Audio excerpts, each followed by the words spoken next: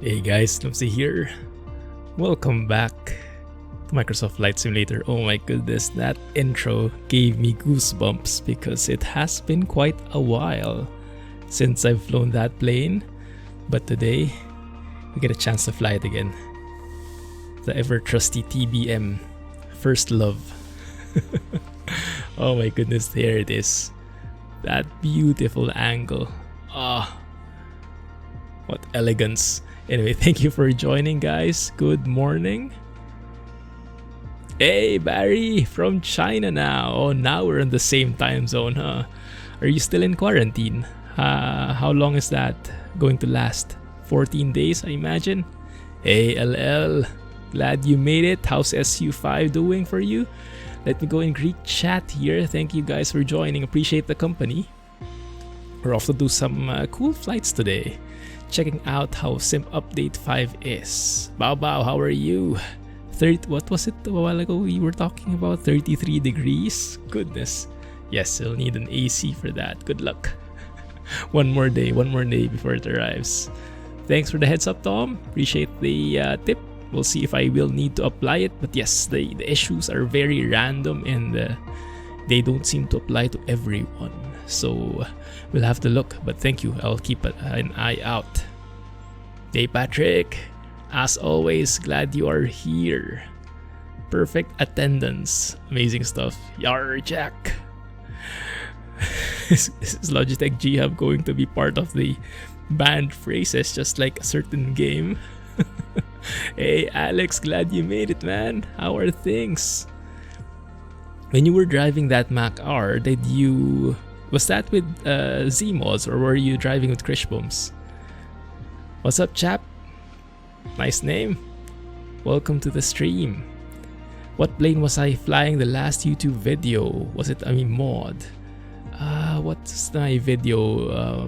Yes, it is the Turbo Arrow from Just Flight. It is a mod. Exclamation point mods gives you the entire list. Just look for the FS 2020 tab. Never thought you were stealthy. Kurdistan. Not even sure where that is, but thank you. What time is it there, chap? Hey, Espen. Doing great, man. Doing great. How was Sim Update 5 for you guys? Because it seemed to be a bit more stable for me the past few days. Like during the actual Sim Update day, last week, right? 7 days ago. It was a wreck, right? All the pop-ins, all the server connection issues. Now I'm getting less pop-ins, smoother overall. I don't know, maybe I'm just getting used to it. Or maybe the server is lightening up and we are getting things better. But we'll see, we'll try and observe it. Flew some hours, but not too many. Enjoying the perf improvements, same here. Exactly, same here, even on the TBM. I actually was able to up my graphics, guys. I was in almost ultra, actually I was in ultra settings before, right? But I was able to up it even more now. So now I'm actually, so ultra everything, but now the terrain level of detail is at 200, so maxed out in the game. Yeah? And yes, I'm calling it a game at the moment because I'm a bit salty still. So yes, I'm calling it, I upped it to 200, fine. I'm not using any user config optimizations outside the game. I'm keeping it in there, so just so we avoid any other complications. Everything else is an ultra, but now I'm actually able to put my glass cockpit refresh rate to high. So I'm getting that super smooth animation in the G3000 and the other glass cockpits, but I'm not losing FPS because they are now optimized, right? The entire glass cockpit refresh is now on a separate CPU thread. So it's not causing me a CPU bottleneck anymore. It's amazing. Even for that thing alone, I would have been so happy with it already. Like Sim Update 4 plus that optimization would have been perfect. But no, they had to add everything else. But fine. You used both sound mods of the Mac R. Ah, nice. And where are you on that camp? Because I've been reading comments on the video from the Mac R mod spotlight, Alex. It's pretty split. And Harvin, actually, the mod author for the Mac R, he is actually a bit more partial towards Krishbums. It sounds more familiar to him. It sounds more real to him. Because the Mac R that he's been hearing is more Krishbums sound mod. The one from Zmod sounds a bit different, he said, because I think it is, right? A bit different engine. You feel that it has been good the last 2 days? I have the exact same feeling. Yes, it's a bit more stable. And the pop-ins are definitely less, but we'll keep an eye out, okay? Because if you guys watched my video where I had the good, the bad, the ugly, the pop-ins were horrendous in that video, to be perfectly blunt. But I haven't seen that level of pop-in anymore the past few days. And I'm not sure if it's because I upped the terrain level of detail, maybe that lessened the problem. It's still there, but it's not that bad anymore. So I can live with it. Or maybe I just got used to it. But yes, for today, we are flying with Skypark. Because I wanted to do some flights. I didn't know where to go. And I finished recently the Experience Norway tour in Skypark. So I flew over these fjords. Yeah, this northwestern side of Norway, and it was great. So I was around this area, and I was like, let's look for a job here. And I found one from what is Echo November Mike Sierra, but this one is Tromso. Echo November Tango Charlie is Tromso. I remember we had a viewer here from Tromso a couple of weeks back when we were doing the Norway flight. Maybe he'll drop by in again. We'll see. That's pretty cool. You're very careful with which mods you use. Same with me. Yes, I have most of them still disabled. If you guys check out the mods list, !mods for just joined, most of them are tagged as disabled. 306, oh my goodness, chap. Glad you made it. Appreciate the effort. Hey Johnny, sim update right now. Oh my goodness. You'll have to do some intense rituals there, man. Because so many things can go wrong. So do like this the entire time. Don't let go. What PC do you recommend for Microsoft Flight Simulator? Oh, that's going to be a very difficult question to answer. It would depend on your budget. It would depend on what's available in your area. Because there are some great parts, but some of them are region specific. Should update the graphics settings. Yes, you can do that now. You can do that now. 200 made your map look like an old school PlayStation 1 game. Yikes. Yeah, I've seen issues. I've been frequenting the Microsoft Flight Simulator forums. A lot of negativity there, but understandably so. I don't blame them. A lot of complaints, understandably so, because to be honest, right, our trust was kind of betrayed. We were promised there would not be any degradation, and here we are. And there's no communication yet because I think the Asobo guys are on vacation or something. I'm not sure. That might just be a rumor. But we need an official communication, and we're still waiting for it. So it's understandable that people can rile up their imagination and really get frustrated. Until we get that official communication, then yes, we will have to wait. Now, where is Norway in here? Getting confused with all the clouds. That is Canada, I think. This might be where we want to go. Yes. Okay, somewhere here. Ooh, what is that? So many different things here. Let's put some lights in here. Ah. Are these all towns? Interesting. Okay, Helgeland Bridge. But we are starting, I believe, in Bodo. I have a kind of... I kind of started this job, but I didn't finish it. So we'll finish it together today. But I'll start off here, and then we'll end in Tromso, Echo November Tango Charlie. And I'm using the in-game flight planner, yeah, just to see how it looks. 346 kilometers. That's because of the unit of measure I'm using. It's not using nautical miles. 2:13 a.m. Let's start dark. We're flying with the TBM 930, and I made it work again. This TBM livery, I had to manually change it because by default, guys, all the liveries are not compatible. You have to change some files, aircraft config files or whatnot. I just searched in the forums, some tips there, so I managed to make the CG livery working again. So far, we'll see if that really works. Okay, in 1 second, I'll get back to chat. IFR high altitude airways, and it will plan a route for us. That's perfect. And then we can worry about the arrival and the approach later. Let's see. We have a lot of waypoints, that makes sense. Okay, that's perfect, and we'll see what we do when we are closer, depending on the weather in Tromso. Okay, so let's load things up. Flight conditions, live time for now. I'll probably change that because I don't want to fly super dark. Live weather, all players, live traffic. If you guys want to fly with me, you are more than welcome. I am in the Southeast Asia server. Just join and spawn in Enbo. Echo November Bravo Oscar, okay? And I will go here. And I will catch up with chat now. 14 days quarantine. Yeah. That was an amazing view, Barry. Thanks for sharing that. And glad you can join the stream. SU5 crashes or every flight simply SG. Oh my goodness. Yes, I've heard a lot about those issues. There is a tip I saw in Fabio's Discord. You can try it maybe.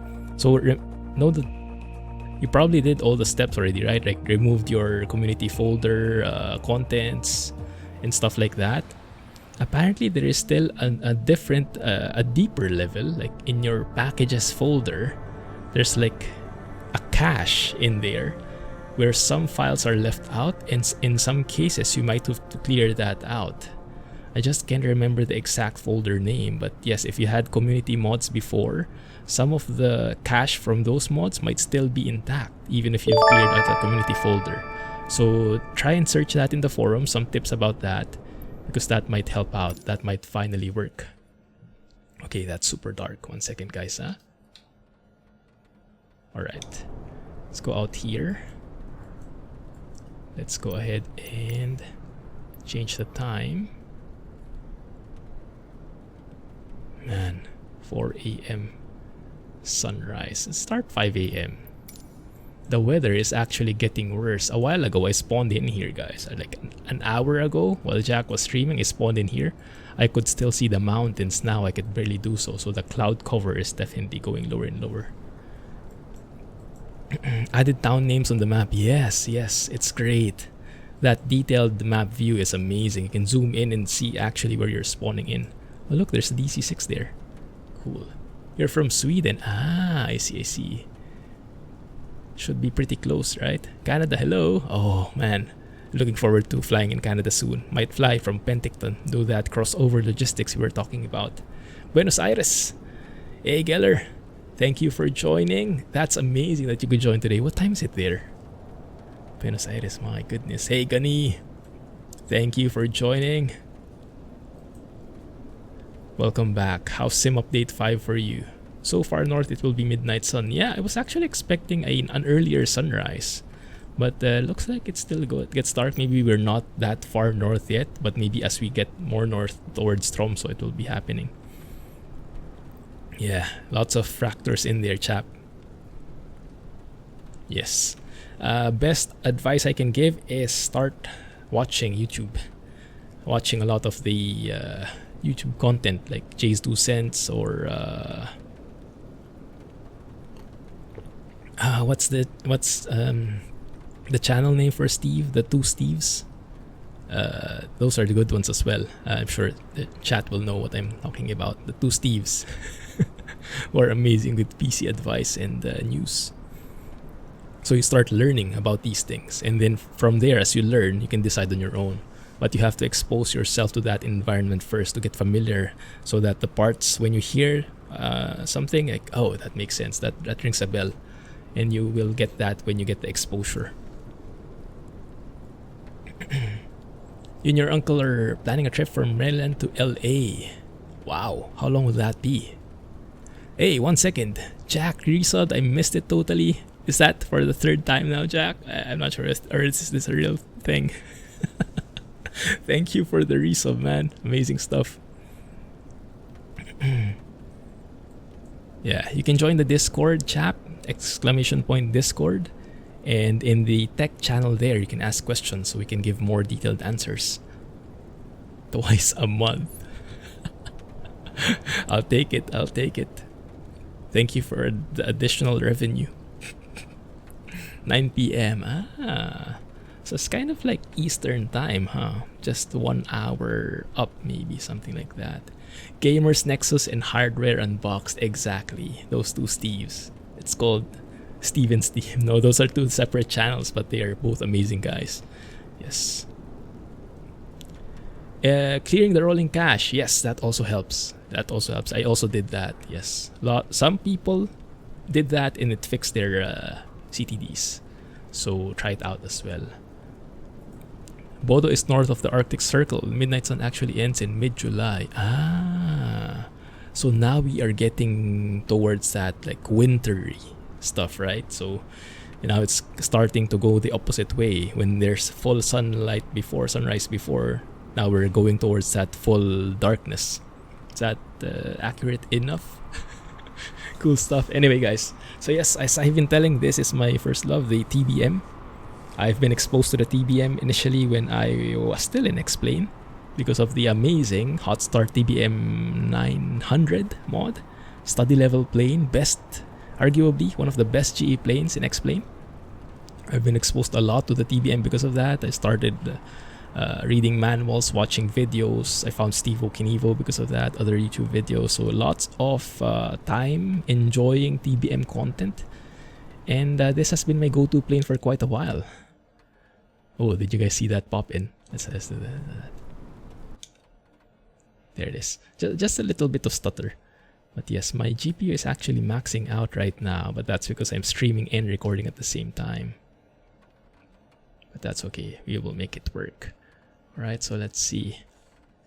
If I remember still stuff. Now this is the default TBM, guys. No mod on the TBM itself because the TBM improvement mod by Mugs is not yet compatible with Sim Update 5.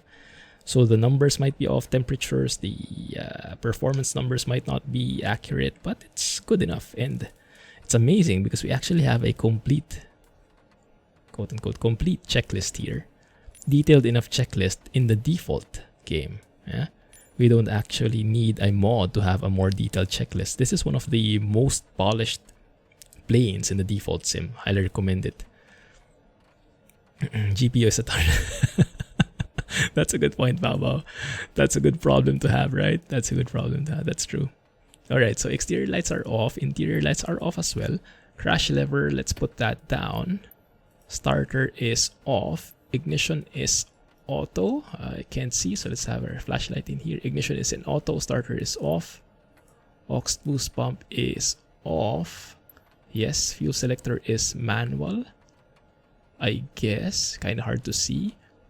AP trims are off. DI system is over here behind the yoke. They are all off. Inertial separator here is off. Parking brake is on. Landing gear lever is down. Bleeds are off. Beautiful flow. You guys noticed we had that kind of flow from left to right, from the upper left to the rightmost, and then on bottom left to the rightmost. Very nice flow in the checklist is consistent with that. Left or right tank, it is open. Looking good there. I've grown used to using a checklist like this thanks to Fabio and thanks to my exposure with the Arrow. And I'm happy that this plane actually has a complete enough checklist so we can go through it like so. Let's turn off the lights here. Bigger plane like Qatar, like a 747. Oh, when the sim adds a high fidelity one. Right now, it's not yet mature enough for it. But for sure that will happen. I still have confidence that it will eventually be a day.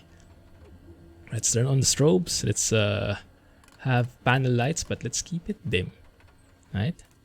Maybe I should have followed the checklist. Okay, fine. Battery or GPU, main generators, that one. DI system lights, that's over here.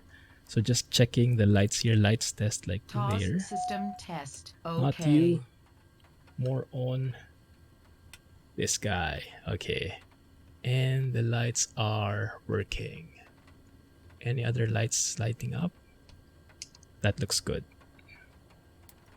Let's go ahead and acknowledge. Aural warning. Okay. Yeah, we have NextRad in here and we are seeing some convective activity. A while ago, the weather was much better. Okay, looks good. Landing gear lights check down. Okay, we also have this guy, check lights, that is working. You can see them blinking. So yeah, that is implemented in a default plane. So I think the TBM is one of the most loved, how do you say, given enough attention planes in the default sim. Maybe they really focused a lot on this one because it does feel like it. Fuel on board, we have half tanks. I think that should be enough. If not, then we'll figure it out as we go. Going to wait on the runway. Awesome, man. Awesome, Barry. See you. Like a pro. If only. Alright, let's go and start the engine here. Hey, thanks to the Bits Fly Sim. Welcome to the stream. Alright, so let's turn the ignition is already on auto, right? But we will be turning on our aux boost pump. There we go. We get that indication, boost pump. Showering of bits, thank you. Alright, clear prop, is it? Or there's this guy here, but I think we can make it work. There's this guy there as well, but I guess they won't clear on their own. Alright, so aux boost pump is on, prop area is clear, starter. So what we'll do is we'll actually... So let's go through it before... Oh, lots of bits. So we'll go through it beforehand. I will be turning on the starter, holding it for 2 seconds here. That will make the propeller start spinning, right? That will start getting in some air.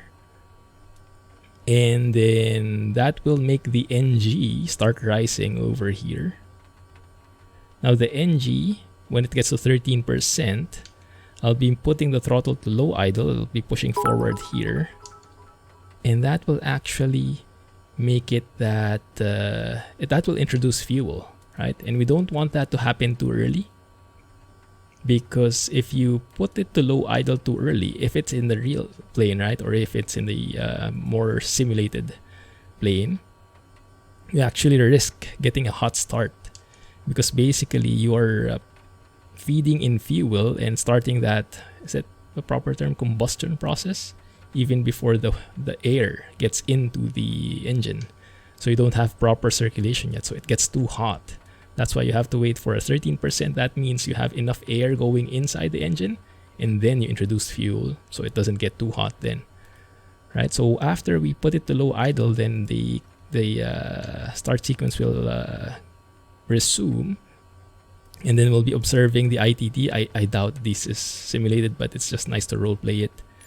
And then I like that you actually get all this information. Like you check for hot start, you check for hung start.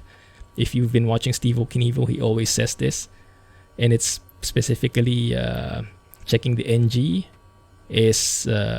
so a hung start is if it doesn't reach 30% by 30 seconds. Yeah, so it's too slow. Or 50% by 50 seconds. In a hot start is if the ITT goes beyond the max temperature. Something along those lines. But yeah, let's do this. So let's put on the starter. You hear it? Get some indication. Thank you for the bits, guys. Appreciate it.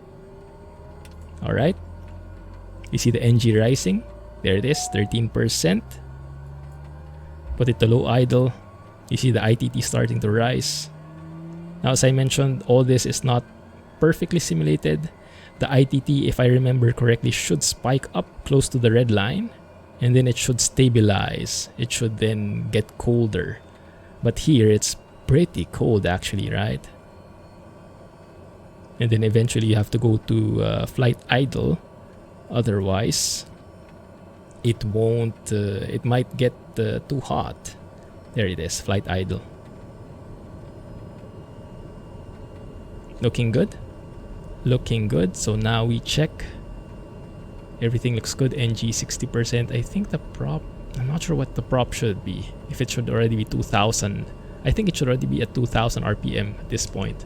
But it's not, that's not fully simulated, but that's okay. We'll make it work. Right, so we have the starter, we have the throttle. ITT is super cold. NG is good. Oil pressure and temperature, yeah, they are in the green. And then the starter indication here is gone, so that's great. And now we do go to low idle. That's low idle, flight idle. That's what we did here. Check again the oil pressure and oil temperature. Yes. And from there, we'll do the flow here, which is basically aux boost pump to auto, fuel selector to auto. There's even a cell shift button here, which is interesting because if you guys see this one, we actually have two fuel tanks, right? One on the left, one on the right. And this is actually controlled by the fuel tank selector.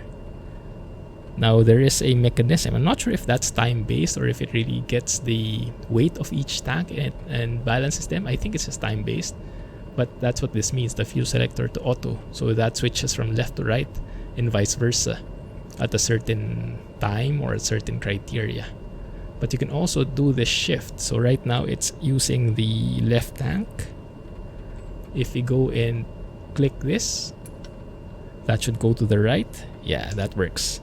And let's try that again just to see. That's going to the left. Yeah, for a default play, not bad, right? All that detail is included.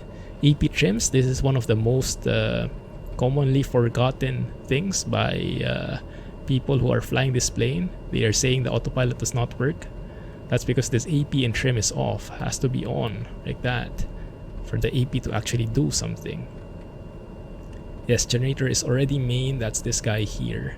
And bleed should be set to auto over here. So now we're seeing the CAS messages starting to go away one by one, which is exactly what we want.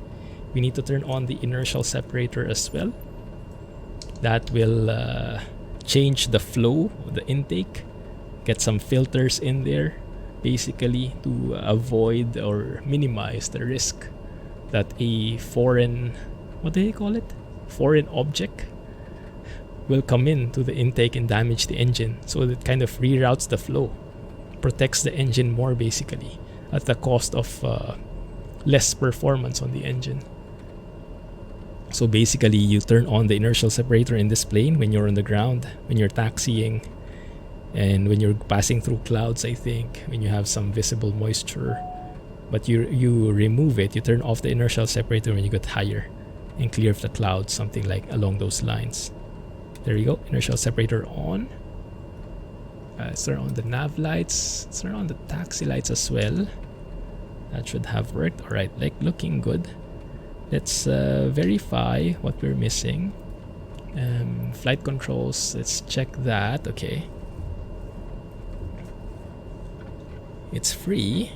Controls are free. Rudder is good as well. But is it correct?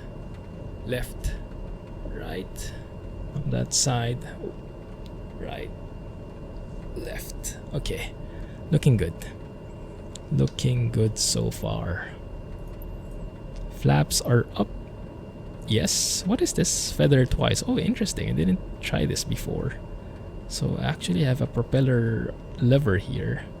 I can do something like that. Put it to high idle. That's basically feathering the prop. And it's lowering the RPM.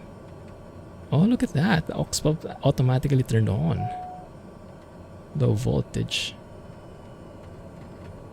And then go back to flight idle and they turn off. Interesting. That also changes the animation of the propeller in front. Is it passengers in the plane? Well, you guys are the passengers. Taxi lights are on. Parking brake, let's turn that off. The parking brake is somewhere here inside there at the bottom. Looking good. So now we are ready. We have 3 yellow items. We have inertial separator on, and then the heaters are not yet on because you only turn those on when you are about to take off. That's perfect. Okay. There is no indication. There is no item about flight plan though and setting up the PFD. Not sure if I just missed it, but yeah, we do have that here. Right, and the G3000 mod is something that we can tinker with a lot later on. Because this is amazing. Look at that. You can even pan. Now this is a mod. This G3000 is a mod. And what I want to do is actually head. So we are right here in Enbo. Right.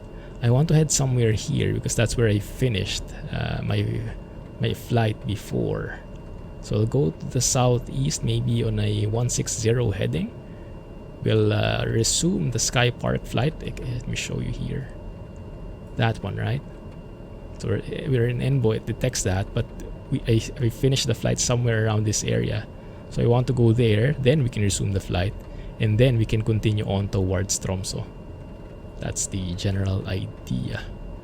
Alright? Looks good. 1 second, let's see. I think I should have some charts in here. Let's see if that works. Charts data fail. I always have to load this every time. Linking up Navigraph. Okay. Does that work? Okay, I have to log in. 1 second, guys. So we have some charts in the plane itself, which is super fancy. And it feels so immersive when you have it. I can imagine, especially in VR, but even here. Having stuff up in the plane itself adds so much to the experience. Okay, so now that I've logged in, I can link the account.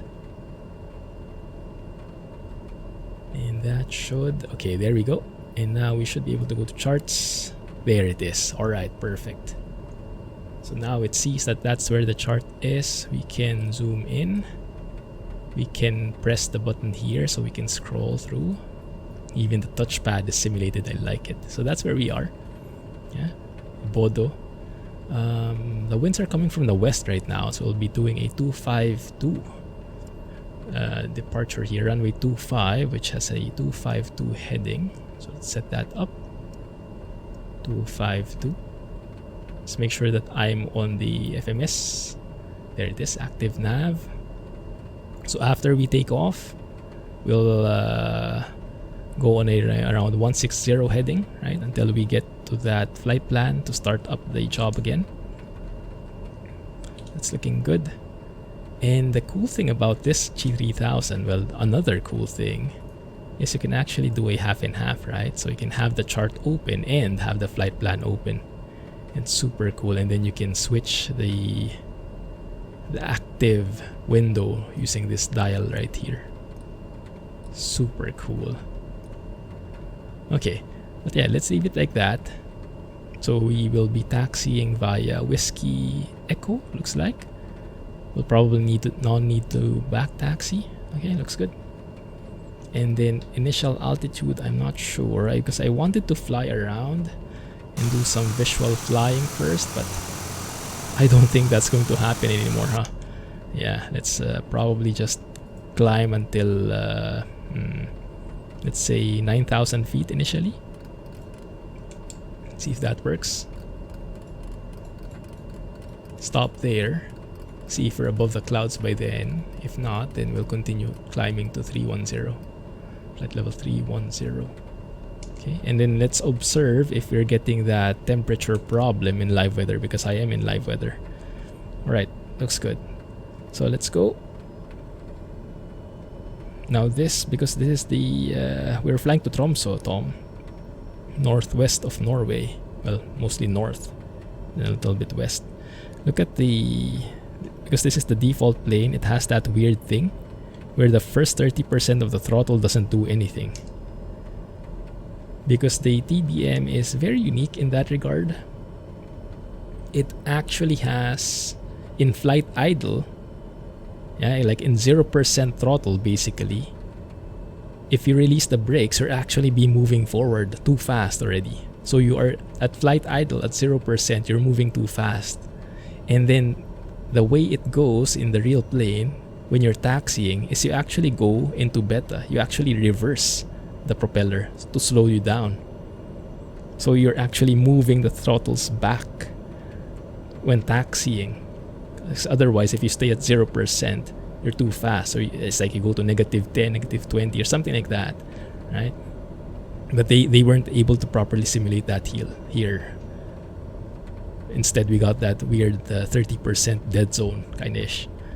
But yes, it's one of the imperfections, but nothing too intense.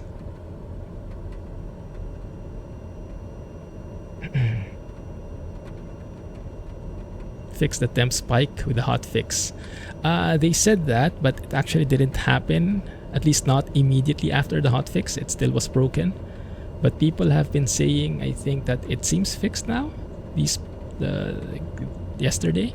So maybe it was fixed, but just not fixed enough immediately. Also, I'm not sure what the pressure is here, but let's just be here. Okay, 1011 to get the right altitude. Alright. I won't turn on the flight director yet because we'll be... Well, you know what? Let's turn it on. Because I don't think I can do any VFR flying here with the current weather. How's the Airbus stick? I don't have an Airbus stick. I have a Honeycomb Alpha though. It's working great. Or are you asking specifically about the stick if it's okay?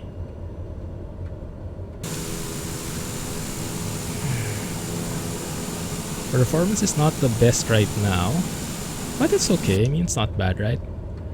You do get those stutters when you change views. That's one of the side effects of this sim update.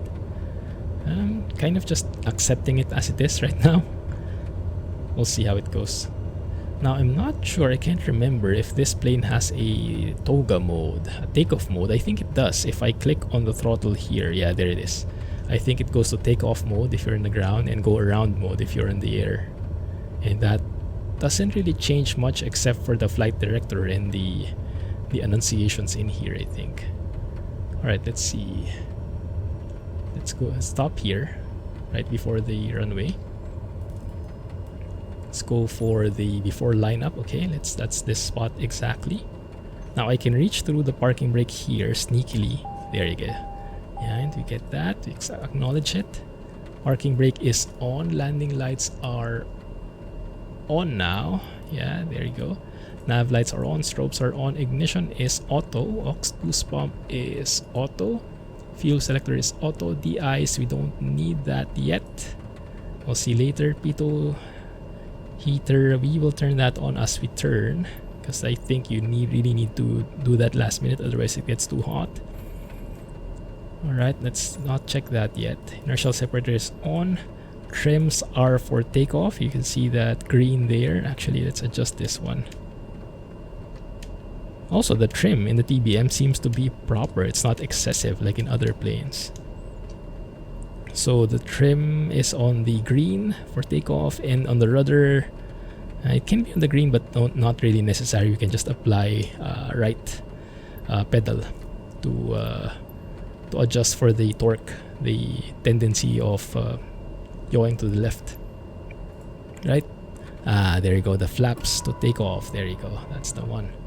And indicating take off there, flaps.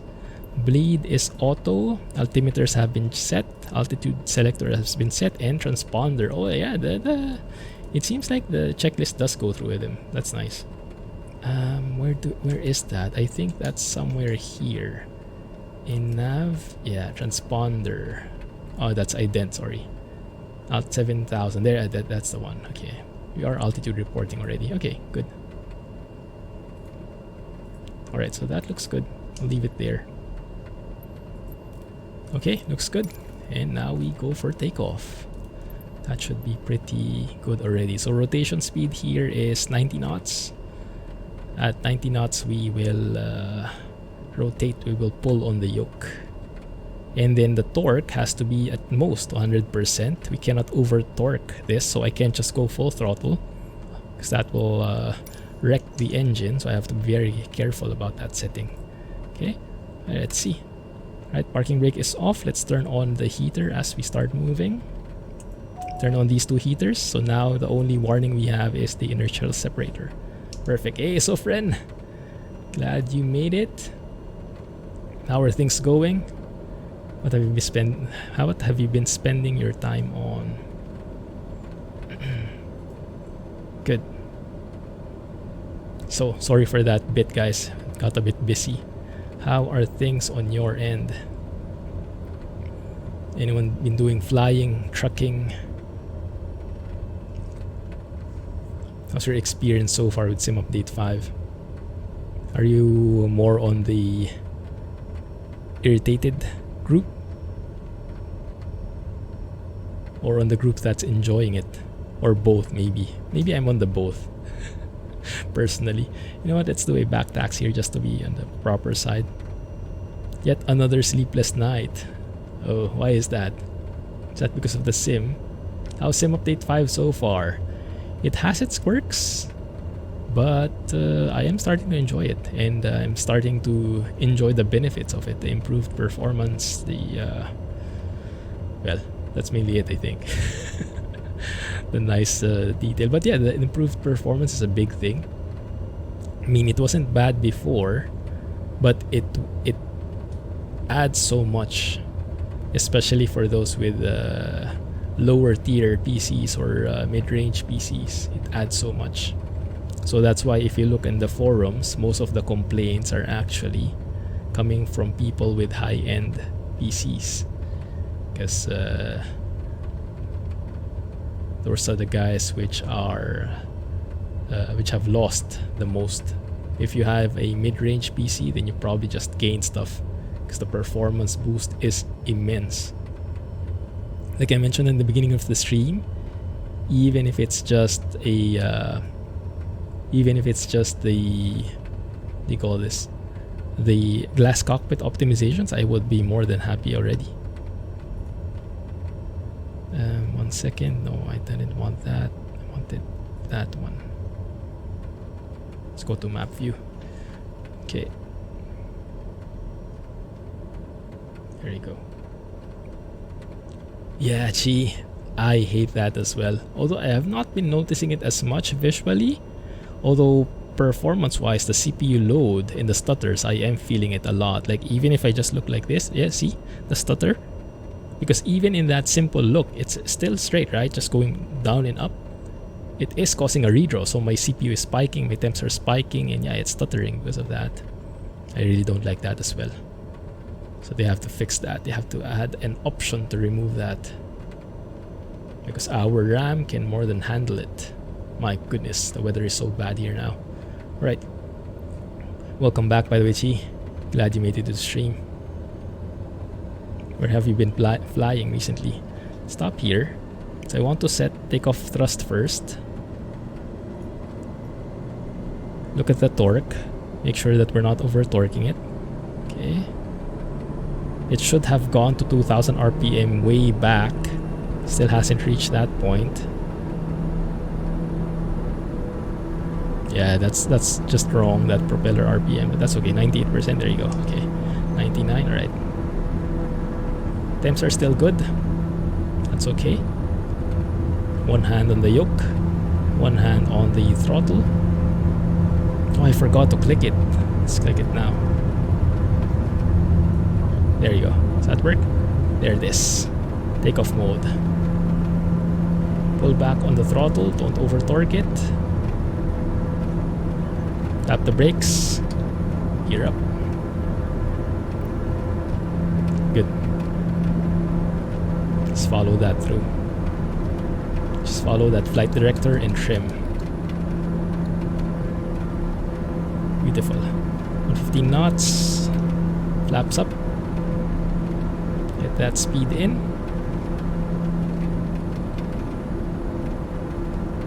Between 69 and 120, depending on what version you buy.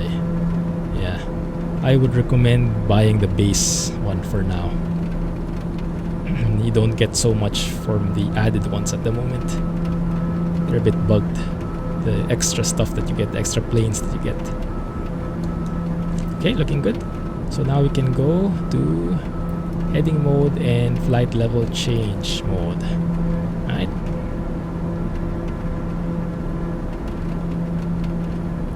Good. Let's turn to the left. We did say around 160 degrees, right? And the cool thing about this is I can actually use the flight director to guide me. I remember during the initial parts, oh, I had to turn your damper on as well. I remember during the initial phases of the sim, the flight director was not moving if you didn't have autopilot, so you couldn't hand fly and get some guidance. That's been fixed now, thankfully. I'm not sure if by the mod or by in the default sim itself. I think in the default sim itself it got fixed. But yeah. And flying this plane is amazing. A lot of attention has been put here, and I would argue that it's the best default plane we have.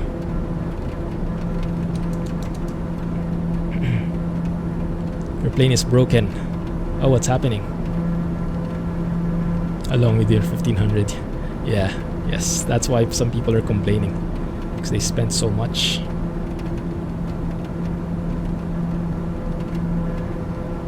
Ooh, look at the cabin shaking. Now the cool thing here is when we break through the clouds, so wait for that moment. They are starting to fix the turboprop logic. It's still not quite there yet, but it's improving. We are actually now, as we climb, the torque gets less and less, so we can push forward on the throttle more and more as we climb. Before, that was actually the opposite. So glad at least that that part is being improved on. Ooh, very bad weather here.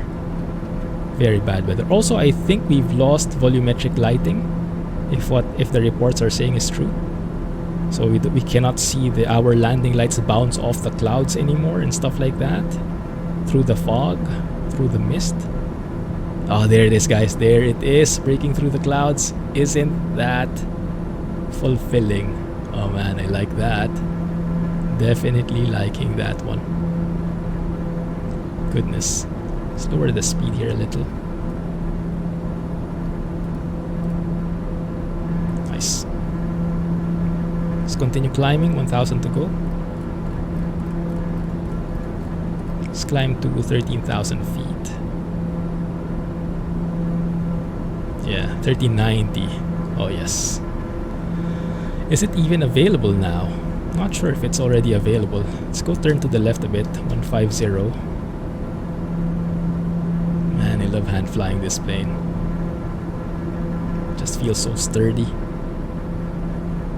Still 10 degrees. Don't think it's gotten any colder yet. That might be a live weather bug, I'm not sure. Let's observe it. Still outside, it's still 10 degrees. Okay. We're going a bit off track at the moment. That's fine. 10,000 feet. Turn off the landing lights. Let's get through here. Can get more panel lighting. Yeah, you see the clouds? That's one of the graphics degradations as well. You see those? There's a technical term for it. Like you see the lines, like the interlaced things. It's one of the imperfections. Yeah, that one. See? As we go through. That wasn't there before. You see the lines?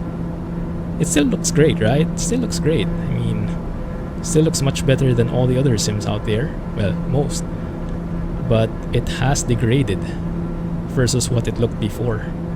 Also, why is it the flight director not following the speed I set?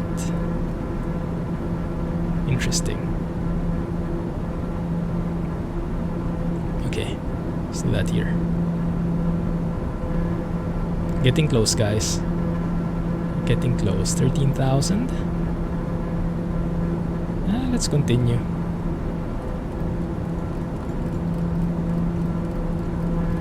Is 3090 available? Maybe for the chosen ones, Alex. Maybe for the chosen ones. But yeah, how is that? Have you looked at the stocks since then? Since that fateful day? Or did you just get lucky? 31,000, there it is.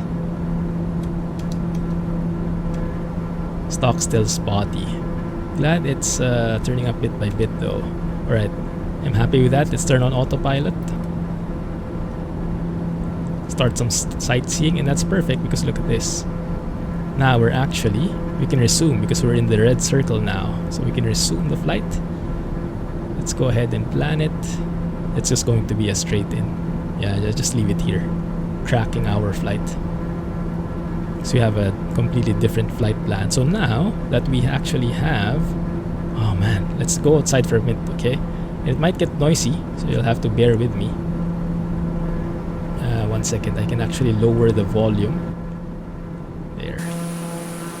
Maybe more. There. So it's not too noisy. That's not bad, right? Goodness, that still looks great. But yes, high-end PC users are complaining because it still looked much better before. And we were promised explicitly that no degradations will happen. But yeah, at the end of the day, it still looks great. So I think once you get used to it, once you start getting over the quote-unquote betrayal, then it starts being okay. Let's go. I think that's the right volume right there. Okay, looks good. So let's go direct. What was the first waypoint? Dosax. So we can go Dosax direct and activate. There we go. That's perfect. So now we can go to nav mode. So the plane should turn on its own. That looks a bit weird though. That looks like the default flight planner bug where we have the leg still existing, but we have a direct leg in addition to that one now. Alright, we'll see. We will see. We have plenty of time to tinker with it.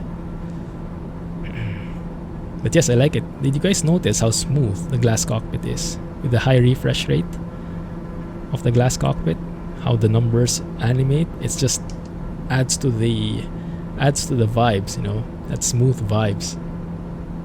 And that's one of the benefits of the Sim Update 5. Also, once you get up here, the stutters are less now, which makes a lot of sense. Not complaining about that one. Hey Peyton, are you somewhere living in Norway? If so, then yes. Word is normal supplies won't return to normal before 2023. That makes sense. Yeah, it's not going to be an instant fix everywhere. It's going to be a gradual increase, I imagine, right? Look guys, it's still 10 degrees. We've climbed 20,000 feet and it's still 10 degrees. I think that's one of the live weather bugs. Unless that's really how it is here. Is it possible, do you guys think? 10 degrees on the ground, 20 feet up, still 10 degrees? Not a single difference in the temperature? I don't think so. Unless that's bugged. At least unless that indicator there is bugged. Oh, and we can actually turn off the inertial separator. We could have turned it off after we've broken through the clouds. What that will do is actually increase the torque here. And it should lessen the ITT.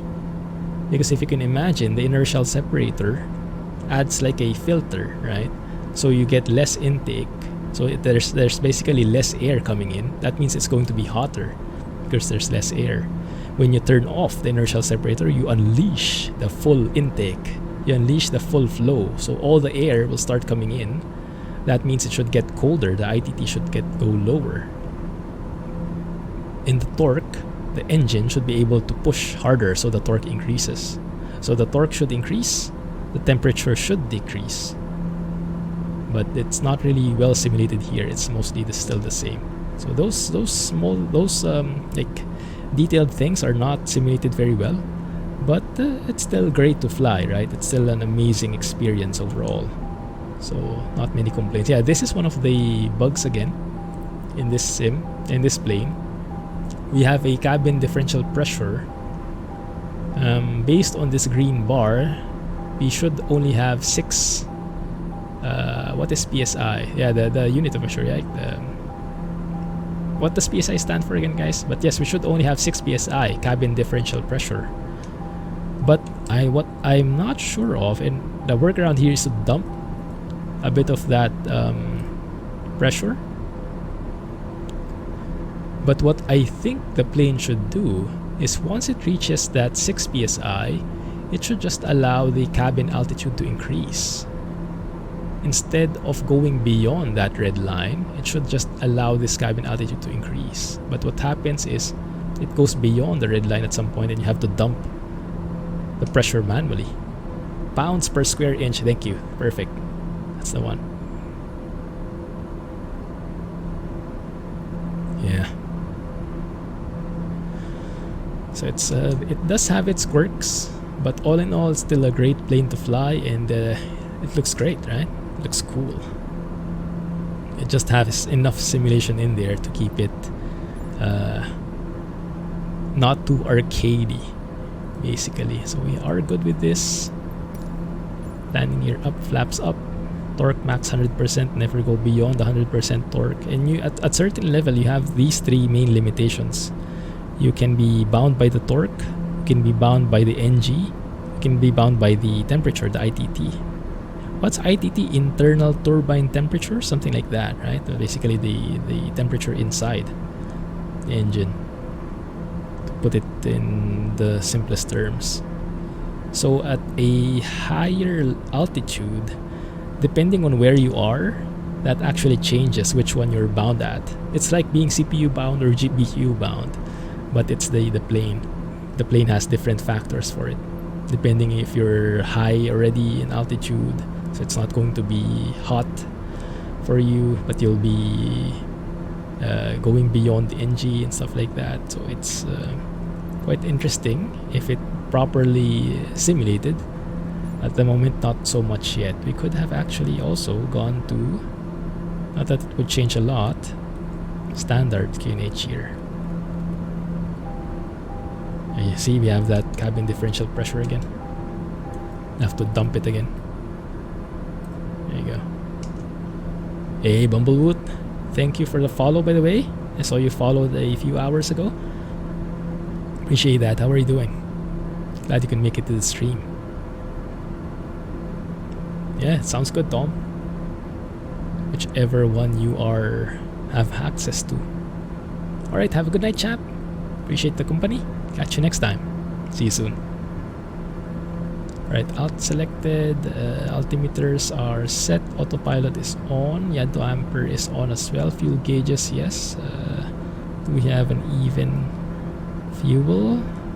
More or less around 50. I guess that's gallons. 57 and 62. DI is not required. Initial separator not required. Landing lights are off. Okay. Cruise, yes, that's good. Basically the same thing. All right. Cool. Awesome. Let's have a look outside.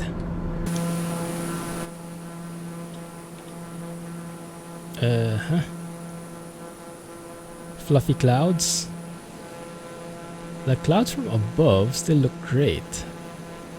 I think there are some angles which they don't look as good anymore, but yeah, even the reflections are still great. I remember seeing this reflection for the first time when I went to ultra graphics, and I saw like, wow, look at that kind of reflections, guys.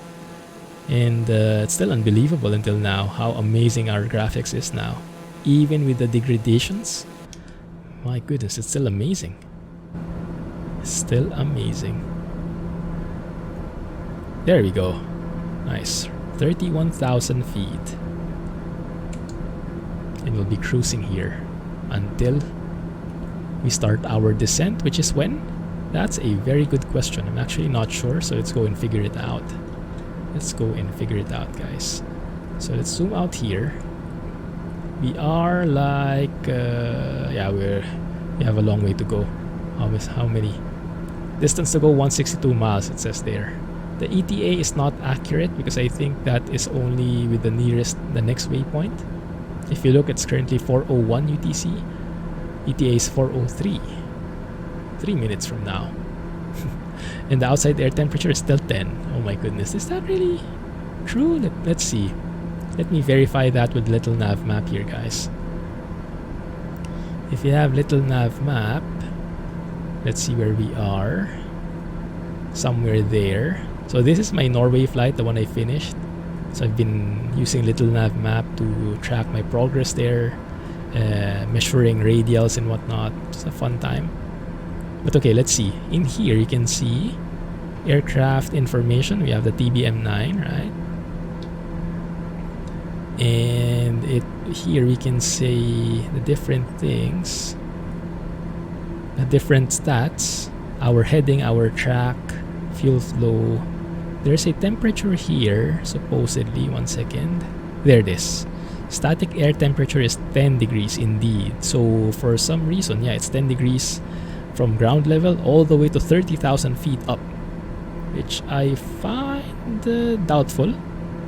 I don't think that's true, but that's probably live weather at work. The bug in live weather. So we'll still have to wait for that. Thankfully, this plane is pretty cold because it's not simulated properly, right? That's actually, I think, like one of the blessing in disguise, is the silver lining. No, the fortunate accident, because this plane is not simulated well in terms of the temperatures. It's too cold by default, I think, so it's not affected by that too hot live temperature bug that most of the planes are having problems with. If you guys remember last week in the CJ4, when we were in live weather and that temperature hit, we were actually stopping our climb and slowing down because the temperature couldn't climb anymore. It was too hot. Yeah. Sounds wrong, right? The 10 degrees? Yes, I definitely agree, Espen. I definitely agree. Especially if you're flying airliners, jets. It is a full immersion breaker, and it just feels wrong, right? Like, not because the workaround right now is to go away from live weather, and people will say, well, that's simple, turn off live weather. And it's not the same without live weather. If you have a preset like what we did last week, yes, you can finish a flight, but part of the excitement, a huge part of the excitement, not sure if you guys agree with this, I think so, but a huge part of that excitement is the weather, right? And the ever-changing dynamic weather, depending on this place going to that place, completely different weather, and you can even see that outside, right? The clouds dissipating, the temperatures changing. That's the amazing thing about live weather, if it works. And yes, going through that static weather, it's not fun anymore because you know what to expect. So it takes away the fun. Yes, exactly, Espen. Exactly. Yeah.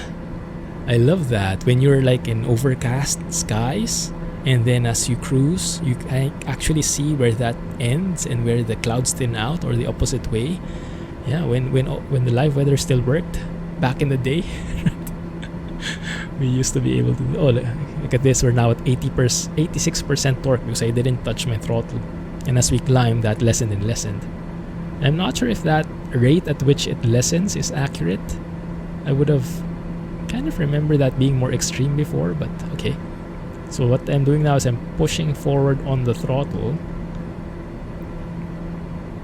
I'm full throttle now, guys. Yeah, 102% NG and only 89% torque, which is correct actually. I remember it now in the TBM 900 and explain. At these high altitudes, you will not be torque bound. What is the term?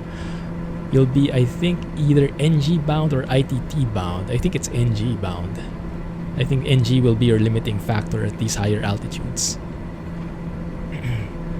Oh, getting a bit turbulent in here. So at least that part of live weather is still a thing. Let's go have a look outside. Things are okay here. Currently to my left. Even while you taxi, you can change from clouds to sunshine. That's very true, yeah. Hey, I see some people in here. I'm not sure if these are people or live traffic, but super cool, guys. I don't have the nameplates open at the moment, but is that you? And that guy? Nice to have some people flying with. Very nice. And it is silky smooth up here. Yeah, so the clouds, I think... the clouds, I think, still work. Right? The clouds are still dynamic. I think they're still even accurate with windy. Let's compare that with windy.com and see if we can compare. Around, you guys remember at around at which altitude we cleared the clouds? Was it around 11,000? Something like that? Roughly? Does anyone remember? Alright, let's talk about the top of descent later. Still, I think we still have a bit of way to go. Hey, Gunny, is that you? Was that you? Where? That one? That guy or this guy? Maybe that's Barry and Gunny. Cool stuff, guys. What are you flying? Ooh, look at that.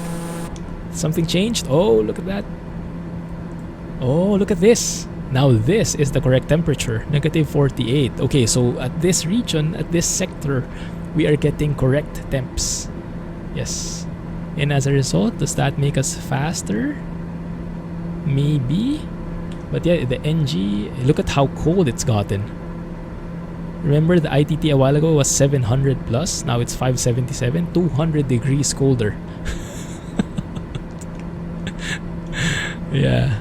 So yes, when you see your planes suddenly change, suddenly shift, the sound changes, or something weird happens, that's most likely the weather bug that you're experiencing. And my fuel flow is normal again. Oh, good catch. What was it a while ago? You guys recognize it? Did you remember what it was, Espen? Hey, Jesse. How's the trucking going? What truck are you driving at the moment? Cool stuff. This is also one of the quirks here. The standby, what do you call it? Standby instrument has a different speed tape. So it goes to the overspeed area so much faster. Which I don't know actually which one is more accurate, but the plane is still good. So I think it's still okay. Very much higher. Okay, let's observe it, right? Because I can imagine we'll get back to that issue again in a bit after we clear this sector. So right now we're at, let's close it at 60 gallons per hour. Let me just do a quick, oh, maybe we don't need to. Okay, because I was thinking I could do a quick calculation of how much fuel, if we have enough fuel. But I think we can actually do that here. Fancy stuff, if I remember correctly, from G3000. So if you go to, let's see, map settings, other, fuel range, reserve, 0 plus 45. So if I zoom out here, there it is. That's our fuel range. One of those. I think that broken line is with the reserve. Is it? Could be. And the other one is without the reserves, maybe? It looks like it. Yeah. So definitely enough fuel for this trip. But yes, we can also just calculate it, right? Gallons per hour is 60. We have 100 gallons, so we can cruise for more than an hour, almost 2 hours more, which is pretty consistent with that range to altitude. No, with the fuel range, actually. Yeah, it's pretty cool. G3000 stuff. It's been a while since I've tried out the G3000. And I didn't know we actually have advisory VNAV now. It's so cool. Like if you go to flight plan, you now have a VNAV feature. And you can enable it and it will mark things for you, although it will not do it for you. So it's more like the CRJ, where you have advisory VNAV, but it won't actually descend for you. But you can VS or flight level change to follow the guidance. Close enough. But I think we have to set some altitudes for that to work. So what we can do, oh yeah, let's do this. Before we calculate our top of descent, let's go ahead and, okay, let's do it this way, guys. Let's do it sequentially. First, let's look at the weather. Let's look if the weather is consistent with windy, right? And if it is, then let's look at the weather at Tromso. And when we find the Tromso, when we find it, let's have a look if what the weather is like. And then from there, let's choose an arrival, choose an approach, see if the G3000 can handle that now, or if we'll get the U-turn bug. Are you guys familiar with the U-turn bug? The infamous U-turn bug? Not sure if it's still a thing. So we'll see if all that works. But first, if that was overwhelming, don't worry. Let's do this one step at a time, right? One step at a time. One bite at a time. Okay. So let's go for particles animation here. I like the icon forecasting. That seems the most accurate based on what I've seen. And we start off here. Those are the winds. We're at 31,000 feet. Oh yeah. Okay, that's probably... Oh, look at that rainbow. Those winds. Definitely not getting those winds. Definitely not getting those winds. Okay, outside air temperature, 9 degrees again. Oh, the fuel flow didn't change. For now, but might change later. Okay, but yes, the temperature definitely did. And the temps definitely did, yes. Up to 700 degrees again now. But yes, the TBM is pretty immune to that, I think, just because it's not simulated. I think it's not affected by temperatures, basically. So its lack of simulation actually saves it from that weather bug, that temperature bug, which is fortunate but not accurate, right? Just fortunate.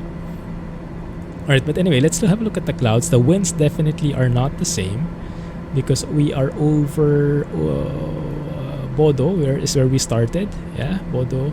And then we'll be going to Tromso over here. Oh crap. Tromso was VFR a while ago, guys. It's IFR now. If we look at the weather, what is SH? Minus is light, right? So minus is light rain, RA. I'm not familiar what SH is. And then we have clouds at 700 feet. Few clouds broken at 2400 feet. Temperature 8, dew point 7, QNH 1009. Remarks, wind 260, so it looks like 2600, 3106 knots. Looks like there are different winds on different altitudes. Is that wind shear? Alright, that looks good. SH are showers. So it's like light rain showers.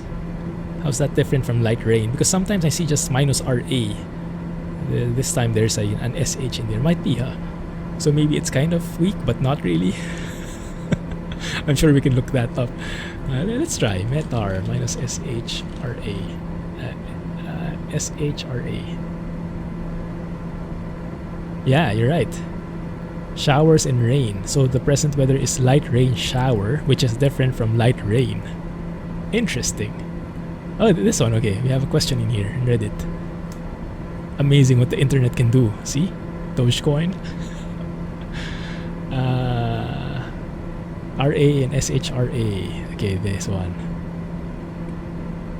It's a full-blown article from NOAA.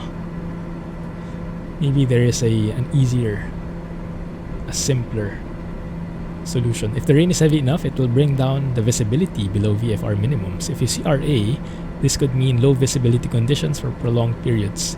SHRA, on the other hand, could also bring the visibility down if heavy enough, but only for short periods of time, allowing for breaks in the weather. It might also be so it's showers, so it's like intermittent. Is that what it means? You guys see, get it the same way? Commonly associated with unstable atmosphere. Cumulonimbus clouds. Now that doesn't sound good. For visibility in between the rain showers. Okay. Commonly associated with the opposite weather conditions such as stratus clouds. Okay. I see. So rain is just, there's rain, right? There's some clouds. But if it's rain showers, it could be that there's actually convective activity as well.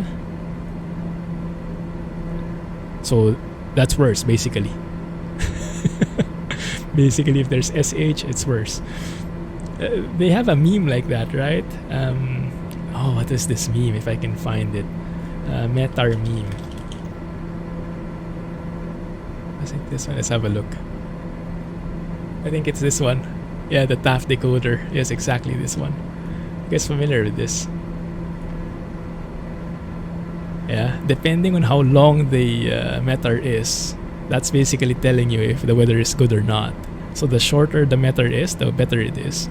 And as you get all those different indications, you'll know things are getting worse and worse. At this point, it's cancelled flight already. Makes sense. That makes sense, actually. Kind of is a joke, but kind of isn't. Very nice. Anyway, alright, so let's look. The winds are definitely not accurate. We are starting from Bodo, going to Tromso. Yes, so somewhere in here. So we should have basically winds coming from the south, 26 knots. What we're getting is winds from the south-ish, no, southwest, but only 5 knots. Definitely inaccurate. Okay, confirmed inaccurate. Far from where it should be. So I guess it's safe to say the temperatures and the winds are not accurate. But how about the clouds? Maybe that's a different picture altogether. Right, let's have a look. Clouds, now what we learned from Fabio, right? The amazing flying Fabio. the sounding here. Let's see. So Bodo, right click, better sounding. Let's have a look. Oh, the clouds seem accurate, guys. Look at this. So we were climbing at Bodo. We went southeast, right? Something near here. Look at that. So we have clouds. You can tell by the layers here on the left how dark gray it is, means the thicker the clouds are. And if it's dark gray, that's overcast. Less is broken, scattered, few, things like that, right? And we were getting this one, right? We were getting clouds as soon as we took off. And those got thicker and thicker. And eventually, around 10,000 feet, I think, we cleared it, which is pretty spot on here. Yeah, pretty consistent. And so far, that seems the same. If we drag this guy, same everywhere, all the way till Tromso, is it? Although we should be moving the time as well because it's only 9 a.m. here. Let's say 11. More or less, I guess it's okay. It's the same. Yeah, so it should be pretty clear up here all throughout. I am seeing that layer up there. And that looks around maybe higher than us. But I don't think the chart covers that anymore here. Oh yeah, we do see it. Okay, I didn't know you can zoom out here. So if you're flying the flight levels, airliners and jets, you can actually see farther. Oh nice, I didn't know that. So do we see any layers over here? Doesn't seem like it because the higher you go, the farther that temperature and dew point goes. Should makes it less likely for clouds, right? Yeah, I don't think so. But maybe that's just forecasting, right? It's not always 1:1, but at least the clouds are good. So temperature, not good. Winds, not good, but clouds, good. At least we got one thing right. Okay, so let's see. Let me see. If we turn on the pressure here, we should see what kind of pressure we're getting. 1012 over here, 1010 here. That's Bodo, so we are somewhere on this side. 1010. If we look at the little nav map just to see what the pressure it's detecting as. 1009, so close enough. I think the pressure is also accurate in a way, so the weather might be accurate in that regard. So I guess it would be safe to assume that what we're seeing here, at least for Tromso when we get there, would be what we can expect. So definitely an IFR approach. Now I think Tromso has an ILS approach. We will see that. One second, where are we? Where am I now? Okay, here. Yeah, Tromso is IFR 290 at 10 knots. So coming from the west, northwest. Okay, so let's see what kind of approaches we have for that one. Let's see, what is our distance to go? 51 miles. Wow, the time flies. Goodness, sorry for the pun. We might actually have to descend already, but that's okay. We can just circle around if needed. We can dive if needed, but let's go to charts. Tromso. Okay, that actually changes automatically as well when you depart. A while ago it was loading the departure airport. Now it's loading the arrival automatically. That's pretty fancy. So we have a couple of arrivals in here. I guess it would be easier to choose this from Navigraph or from Little Nav Map and then look at the chart here. I guess we could do that. Let's see. So let's see. Tromso, yeah, indeed, it is accurate. It says here also IFR. You can see that red mark. So if we look at show procedures for Tromso, and then we look at arrival procedures, and then let's look at which runways. 1836. Oh my goodness, there's no real good runway here, huh? 36 would be the better one, I guess. So we have a couple of stars here. So what we can do is zoom out, because as we select here, it will highlight, right? Like that. You know what? Let's remove that flight plan. Revert everything. There you go. Just so it's clear. So we can choose an arrival here. We're coming from the southwest, so that might make sense. Atway 1 Lima. We do have RNAV, so that's okay. Yeah, that looks good. Can even be Barvi. Yeah, let's go for Barvi. So Barvi 1 Lima. And then the approach would be ILS 36. Okay, we have ILS, that's perfect. We have different initial approach fixes in here. So Barvi ends at Vamin. And then... Okay, so it's direct. So just... We don't need a different transition. It's Vamin as initial approach fix can work if we link that up with Barvi. So Barvi 1 Lima and ILS 36 direct to Vamin. Okay, let's see if I can remember all of that. So let's go here. Let's keep a close eye on the map because that might change, right? Oh yeah, we're here already. Let's slow down here, guys. Pull back on the throttle here. Let's see. Okay, so let's go to flight plan, or actually let's go to procedure. Arrival. Let's pick the Barvi 1 Lima. Yes. What is preview? You can preview? Show on map? Oh, interesting. Or you can also show on chart. Really? Does that work? Doesn't seem like it though. Show chart. No, it doesn't. Okay. Alright, alright. And then we load it. Okay, that works. Okay, we passed it already. So, but we are on track for Roscoe. You know what? Let's repeat it. Because I think it's better if we repeat it so I have enough time to descend. So we'll be going back a bit. That's fine. Just so we have enough time to descend, right? And test out VNAV. So what I can do... This is quite interesting. So we have en route here. And then we have an arrival, but it kind of is going from to Roscoe and then to Barvi. I think that's what it's doing. What we can do is maybe go direct Barvi. So we'll be turning around basically. That should be okay. Let's see if the G3000 can handle all of this complexity with the changing flight plans and whatnot. It's a good test. And then we can load the procedure approach ILS 36 with the transition in Vamin. Isn't it? There is nothing. Oh crap. Why not?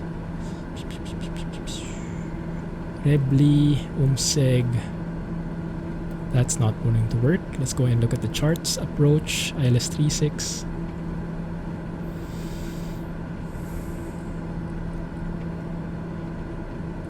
Yeah, Vamin is an initial approach fix. It should be in there. What do we have in the list? Let's see. Procedure, approach, ILS 36, Tromso. Transition would be... where is HTK? Hotel Tango Kilo. You saw Vamin in the list on GPS. Oh, right. But that's the arrival. That's the end of the arrival. This one, right? Yeah, that's the end of the arrival, so that's good. But we also need to start the approach at Vamin. That's where I can't see it. So we have an ILS 36 approach. Is that correct? Let me verify this is ILS 36, yeah? Oh, ILS or localizer 36. Okay, that's good. Tromso. Echo November Tango Charlie. Right? Okay. And procedure ILS 36. Transition. Rebli. That's Rebli, okay. That's Umseg, okay. But we don't have Vamin. We do have two HTKs though, which I guess that might be it. I'm not sure why they named it that. Because that must be... Is that Hestvik NDB? Maybe? Let's try it. Let's try it. There should be a preview at least. So let's see. Preview, show chart, show map. Yeah, the NDB is all the way there. At least we have a preview here. Yeah, that doesn't work. Rebly is right there. Umseg is right here, but we don't have a Vamin. Okay, some inaccuracies in there, I guess. I guess we can work on that. Maybe Rebly. Is there an option to go just vectors? I don't think so. Okay, so but anyway, I think as we get closer, we'll start tuning to ILS anyway, right? So we won't need the full thing. So let's load that in Rebly. Okay, let's have a look at the flight plan, what it's doing now, because it seemed like it got broken. So now we're going to Roscoe. Yeah, it's wrecked, guys. It still doesn't work. I don't think it still works. Yeah, look at all this mess already. So we have our original flight plan, we have our arrival, we have our approach. It wouldn't work. So now I have to change things to make it compatible. So I have to remove Roscoe, or I have to insert Barvi in here, I think is what I can do to start the arrival, to connect the en route to the arrival. Let's see if that works. So I can activate this leg. Okay, what is that? That's a new thing.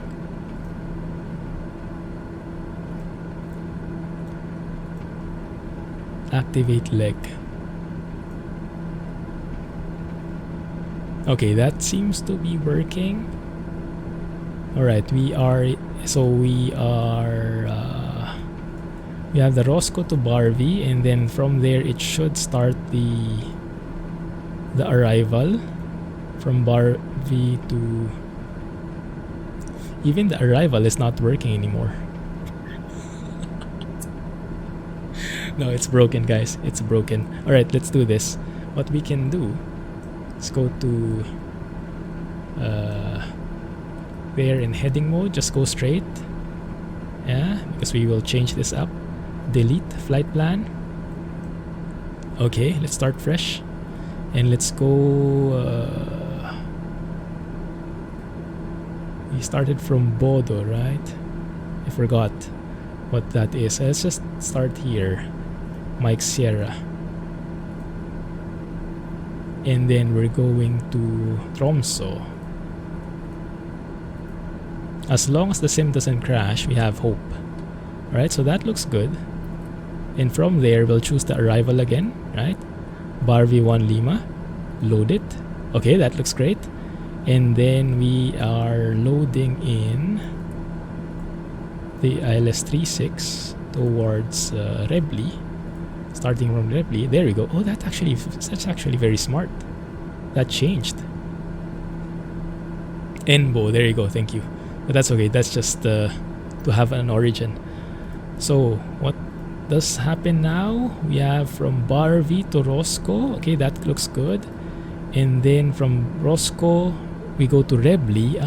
It cut the arrival automatically, because originally the arrival should go until Vamin, from Roscoe to Vamin, I think. So it should be Barvi, Roscoe, Vamin.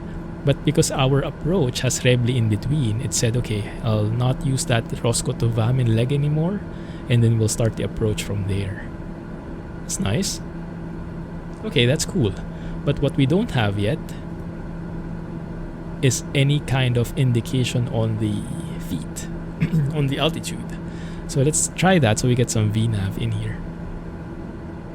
So let's go arrival, Barvi 1 Lima, right? Barvi 1 Lima is this guy. Let's do that properly.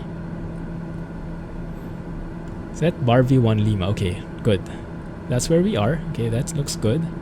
We're actually closer to Atweg now. Scroll it down. So Barvi minimum En route altitude is 5,000. We should be above 5,000 at Vamin, max 210 knots. Okay, so no clear restrictions here except that above 5,000. If we look at the approach, ILS 36. Let's see if we can get a clearer thing there. Okay, it's basically 5,000. So what I can do is just set Vamin at 5,000, right? I can even set it earlier at Rebly at 5,000 maybe. So what we can do is flight plan Rebly. I put in 5,000 in here. So now, oh, is that possible? 1 second, because I see a slash there. Is it possible to have like at or above and at or below, or just an exact one? I don't see any other way. I think it's only a fixed at altitude. Okay, so if we enable the VNAV, oh, that's cool. Okay, so let's see. Active VNAV waypoint Rebly 5,000 feet. Target vertical target speed -1560. Flight path angle -3 degrees. Okay, that looks good. Time to beginning of descent is it beginning of descent or bottom of descent? Vertical speed required. I think I'm because I descended too late. Yeah, look, we're 15,000 feet away. All right, so what we can do is go towards the path now, the flight path. Let's go through here. You see, Barvi is right there, so we can turn right and then go direct Barvi. Yes. Let's see if I can enable this leg, or I can just go direct there. Yes, looks good.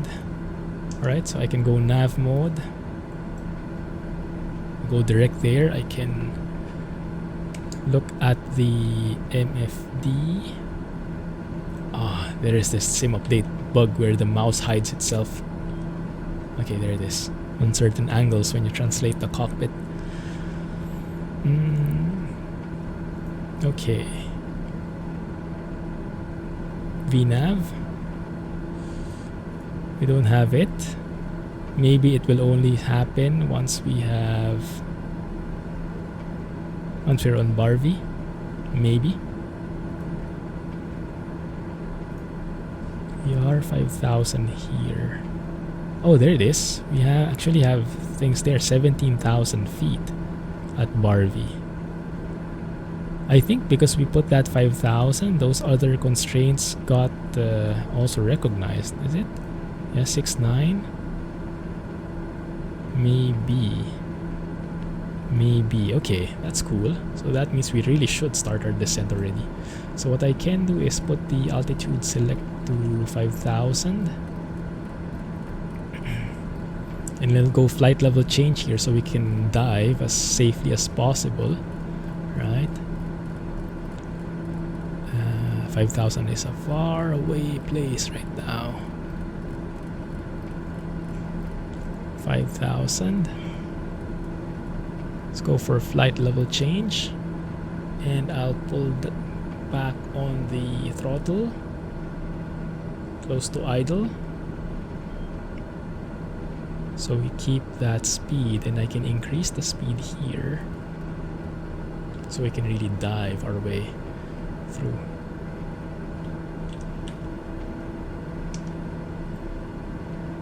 $5,000 feet per minute. Go for it. Dive.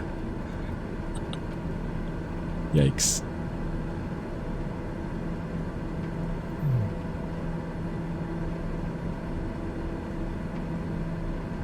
Good.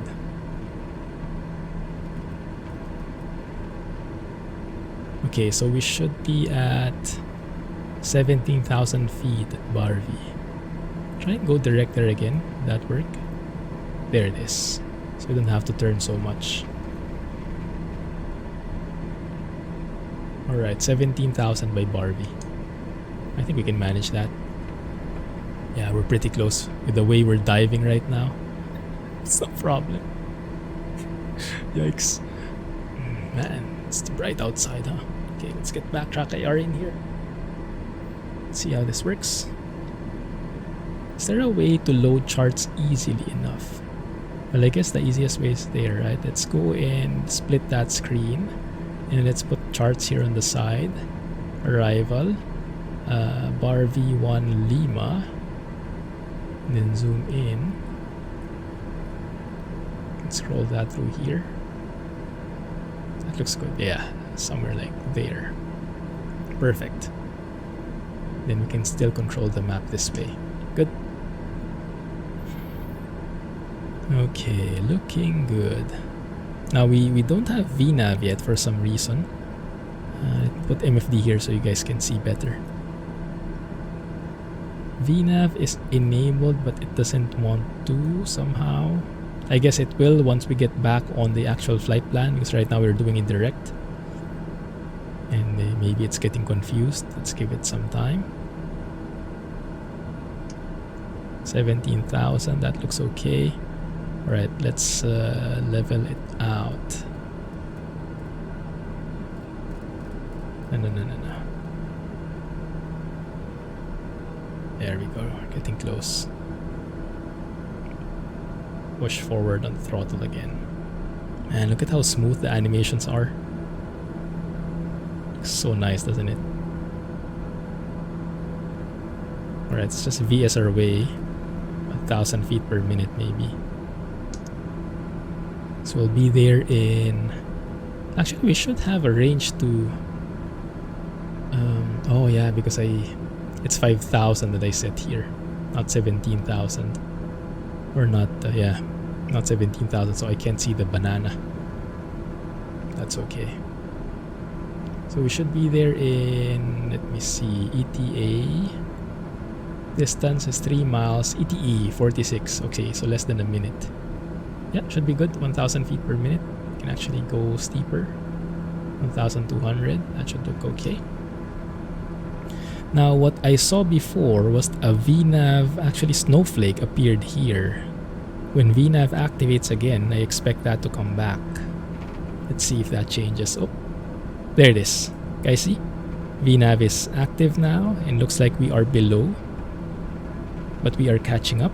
And you can see that's because this one here, when we have VNAV on, we have that advisory. If you have it off, then it's not there.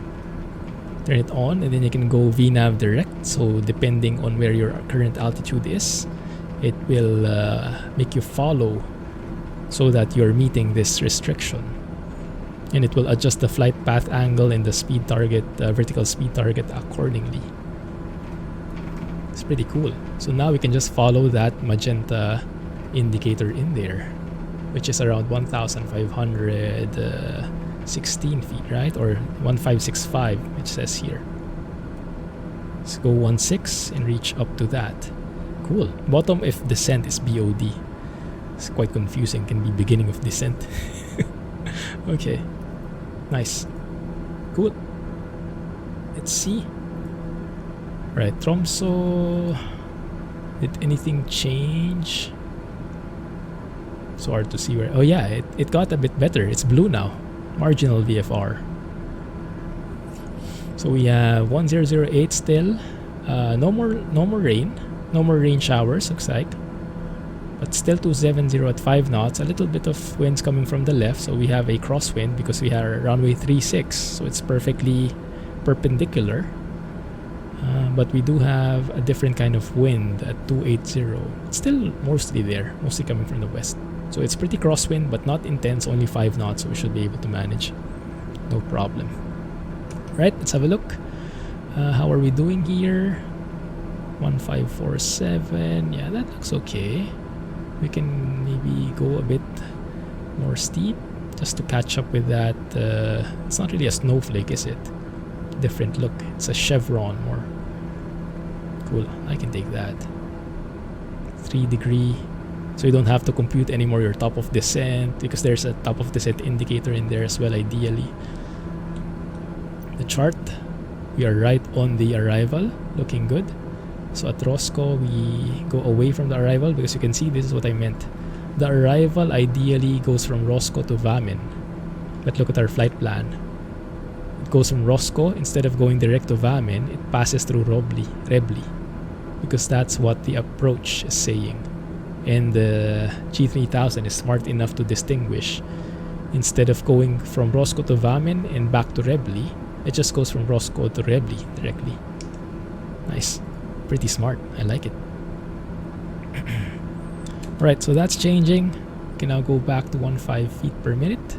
We are now right on the vertical path. That's perfect. This is nice. I like it. Hey Murmaz, oh, I knew you'd be all about the Husky. Did you buy it? How's it going? I have a bit of conflict of interest. I'm not sure if I want to buy it because I kind of want to protest with all the Sim Update 5 happenings. It's getting harder and harder to resist, right? 7 hours already, not even a day in. Goodness. Does it feel different? How are you liking it versus the other tail draggers? I think the Husky is pretty iconic, right? Pretty much a baby in aviation, so don't know these things. But learning bit by bit. Getting there.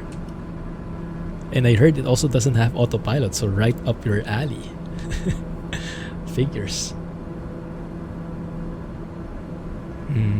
Not too different, but it has its own feel, definitely, I can imagine. It also has its own variants, right? Like the bush tires, floats, skis. Nice. Exactly, right, Espen? Exactly, yes, that's what I like. I don't know, it just feels off to me. Like, can we not address the elephant in the room first before we start selling new stuff? It's a bit of a foul in my books, but I don't know. Business must go on, I guess. Get better computers. Yes, that's even the more annoying part because the issues are so random. People can't even unite together. Some people are getting issues, some people are not, and there's no explanation. So that just divides the people more. Would have been simpler if everyone just had the same issue. And the direction would be pretty clear. You don't have AP or NAV. Goodness, Gunny, what are you flying? TBM? What happened? Maybe the panels froze? Let's have a look. We have a speed restriction in here, 220 knots. Okay, no problem. 5,000, 220 knots. That should be okay. Let's have a look here at the chart. MFD, this guy. Go for the chart and load up the approach. There. Yes. Zoom it in. So we're starting off with Rebli, initial approach fix. Will be at, I need to steepen that descent a bit more, looks like. 5,000, yeah. Just basically staying at 5,000 all throughout. And then we will go on a 093 track to Vamin, and then we'll turn left towards the final approach course, which is 003. And ideally, the ILS will be automatically tuned as well. Let's go and test if that will happen. And we should intercept it at Etutu. Is it? 1 second. How does that work? Because the final approach fix is over here. But I guess we can intercept the glide slope as early as Etutu. Maybe. Is that how you guys read it as well? Because yeah, the glide slope, yeah, it starts to descend from Etutu. But the FAF is over there. Interesting. Decision altitude is, what class are we, guys? C maybe? No, maybe slower. Depends on our approach speed, which is 85 knots. Less than 90, I think we're class A. Type A or something. Something like that. Okay. Oi, what happened? Ah, interesting. Look at this, guys. it changed automatically. It has that switch, that what do you call it? That GPS to ILS switch, and it did so automatically. Is that the correct frequency? 110.9. It is.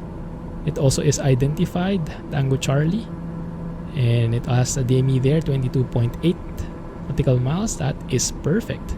The glide slope should come alive in a bit. Nice. Oh, clouds. Nice. Oh, yeah. Forgot the inertial separator, my bad. The clouds look great. They don't have that line this time. You guys saw the line a while ago, right? When we did our takeoff. The lines as you pass through the clouds. This time we don't have that anymore, which is great. No problems there. Zoom in on the map.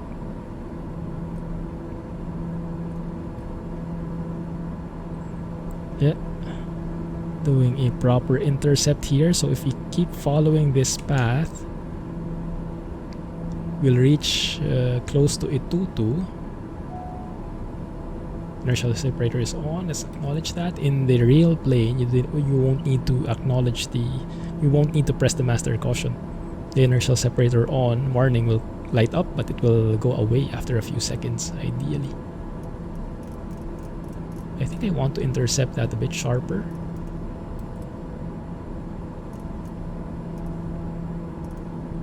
Something like that. Okay, we're now at 5,000 feet. Looks great.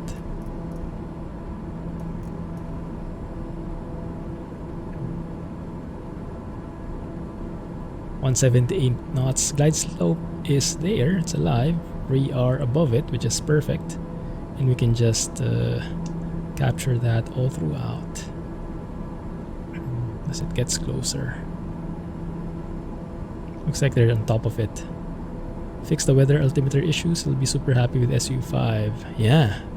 Yes, I think right now that is the most glaring issue.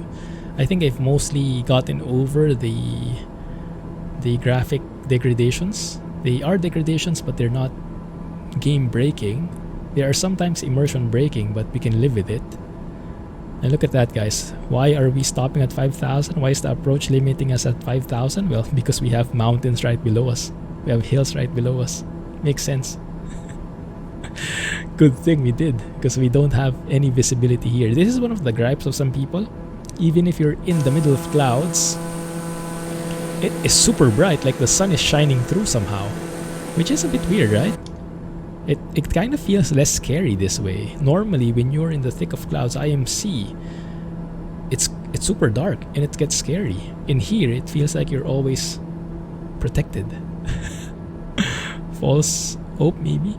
Let's arm the approach here. Okay, there we go. ILS, the localizer is alive. Oi, why is that not arming? It's armed, but it's not activating. Interesting. 178 knots. Okay, there it is. So we should be able to go first notch of flaps. Glide slope is coming soon, so I should be able to go and might have to follow this in manually, guys.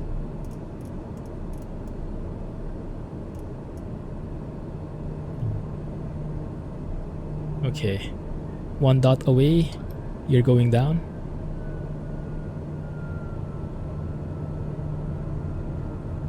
Localizer is armed. Glide slope is armed. It might be we are too far away from it to activate. I'm not sure.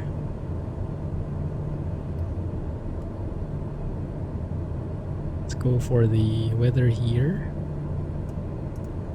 00. Was it 003 or 006? We didn't capture the glide slope either, which is a weird thing.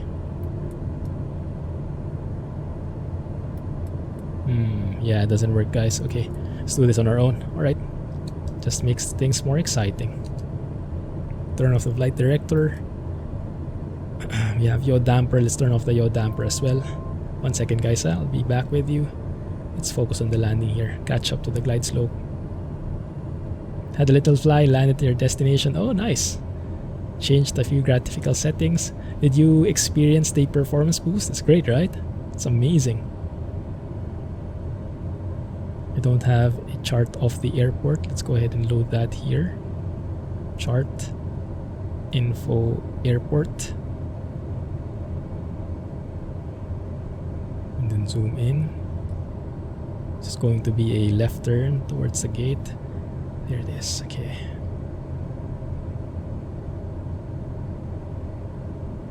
There's 03 indeed. Too fast. How far away are we? 8 miles? Okay, that's no problem. Still far away. Visibility getting better. Starting to see the islands below. Clouds thinning out bit by bit. Catching up to the glide slope. That's perfect. Let's start trimming up here so we can lose some airspeed and arrest that descent. Let me see, what else am I missing? Gumps check. Is a gumps check applicable? I guess so. Gas, we do have gas. Undercarriage, we do have landing gear down. Flaps, we will be deploying that soon enough. Mixture, prop, not applicable. Switches, landing lights are on. Okay, good. There's the airport. Nice. I have the runway inside. Beautiful. Right.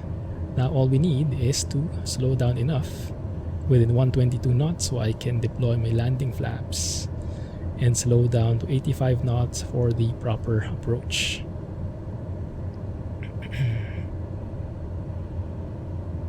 Weather has behaved better tonight at least. No more thunder all over the place. That's I have a different experience in Asia, in Thailand where I'm doing the world tour. It's still very bad there. Lightning all over the place. And here we still have wrong temperatures and winds. But at least we have the right clouds. It's a pretty steep approach, huh? We'll have to double check what that descent rate is for that approach. Oh my goodness, I'm getting too slow here. Let's get some power in. There it is, airspeed. Look at how steep that is. And yes, look at that crosswind. Indeed, coming from the left, but double what we were seeing in the METAR. Instead of 5 knots, we're 10 knots. We are crabbing immensely to the left here. Interesting. It's going to be interesting landing. Also, we have the viewpoints there in Tromso. Hey, maybe it's good if we do a bit of a tour first. It's a bit tempting. Let's try to land first and then maybe do a touch and go. We'll see. If I do a poor landing, let's do a touch and go so I can have a second chance. 50 to 70 FPS all over the place. Very nice, right? Yes. I'm starting to really appreciate it as well. I just don't like the stutters when I'm looking left like this, looking right, looking up, down. Getting a lot of stutters because the scenery is reloading. I think that can be fixed next update when they allow RAM to be consumed again. Because right now you are locked to consuming only, I can't remember what it was, 9 gig of RAM. So those with more RAM, which is most of us, we're not able to utilize it. There it is, that's looking great. 85 knots, so a bit of power. Well, bit of pitch, and then a bit of power. There it is. Man, that's a bit weird. That crab will be getting me. PC is not that crazy, I know, right? Yeah, I think the most benefit this update has given is for people who have mid-range PCs. They're the real winners. I don't see people complaining. For those who have mid-range PCs, they win in all aspects. The ones with the higher end PCs are the ones complaining because they can't maximize their rig anymore. And they're getting all these graphics degradations. which is yeah. There's a basis in that, right? We were promised something else completely. Look at that windsock. Okay, looking good. Stable. And 85 knots. See more to the left here. Right, let's do this. Decrabbing. Left aileron. Okay. Floating a bit, that's okay. Keep it steady. There you go. And left aileron so it doesn't push us over there, right rudder. Looking good. Let's get that reverser in. Reverser. Slow us down. Perfect. Didn't even need to brake. Thanks to that reverse propeller. Beautiful. Well, now I need to brake a bit. Nice. Such as you. Yeah, exactly, right? How's the flight going for you, Barry? Considering you were with FSX for most of your flight time, I think it's beautiful and very smooth for you. Yes, definitely leaps and bounds better than the older sims. People are mainly complaining because they're comparing the sim with the previous update, which makes sense, right? You don't want the sim to go lower, to get worse. But if you look at it from a bigger picture, what you had before, like in previous sims altogether versus now, it's still an amazing, definitely an amazing experience. It's just less so in some cases. Still great. Alright, let's turn off the heater. Inertial separator will stay on. Flaps can go up. Lights go back to taxi. I see a marshaller in there. Let's hope that that's for us.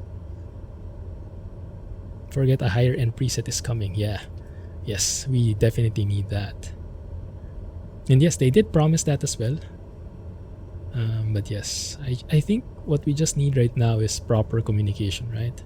So we can expect properly, so we can understand things. I don't think we would need, and I don't think people expect things to get fixed immediately. But we need an explanation. We need closure. We need the proper communication from the developers, so that we're not left hanging in the dark here like they've forgotten about us. We know they haven't, but we want that to be confirmed. Oh, look at that. That's perfect. Marshaller. Just to finish the flight properly. That's also one minor bug. I'm not sure if you guys noticed. The marshaller loses one of his sticks now. I'm not sure why. It's such a minor thing, but I notice it.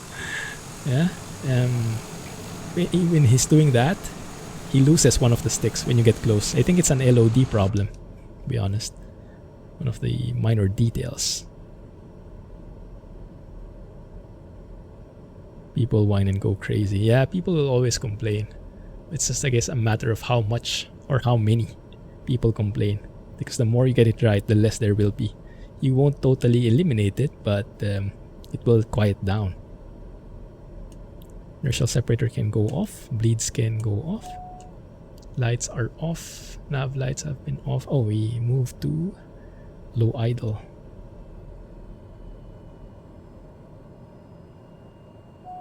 Let that cool down for a few. I think there's a proper procedure for this, but I forget. So we'll just go with that. That's okay. So one sec. Alright, that looks good. Turn off engine. Love that sound.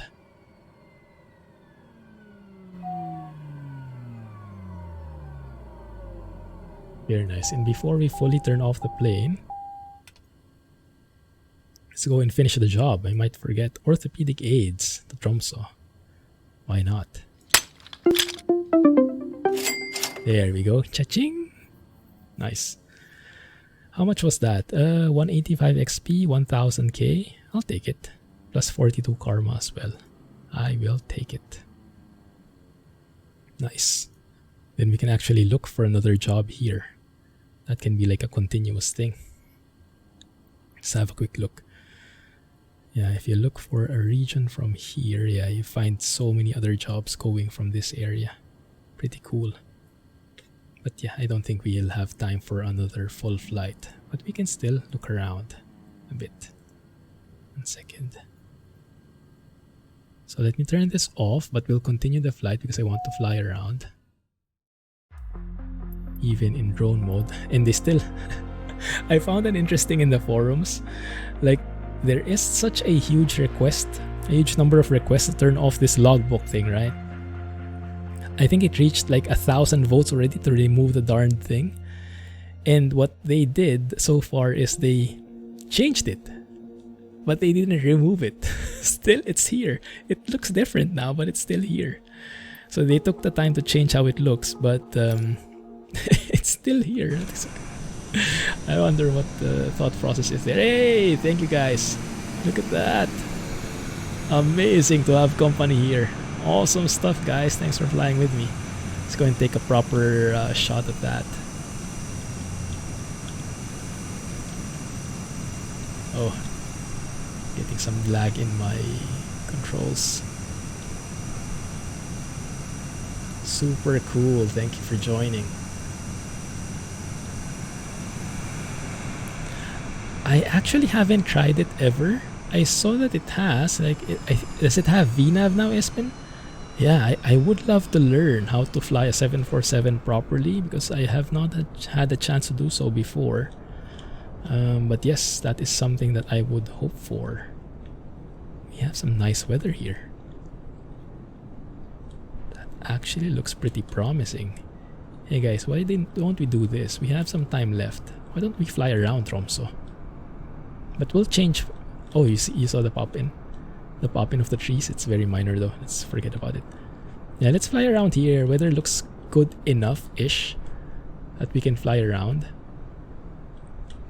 And let's go and explore the area while we still have time. I will be taking the arrow so that we can fly low and slow. I was hoping to learn from me. Yes, I will definitely be flying it if it is simulated well enough. Because I was not... I was staying away from it before because it had some nice things going for it, but overall, like if I'm going to learn a plane from scratch, I think I'd want it to be, sorry for the term, but I'd want it to be study level. So I'm learning the right things. Because I would not want to learn something as a workaround and have to unlearn it later on, because that was not really how it goes, but that's just how the plane was modeled. Like, I want to learn it in one go, learn it the right way basically. So that's why I was staying away from the complex airliners, like the what did we have here? Did we have a 777 or a 787?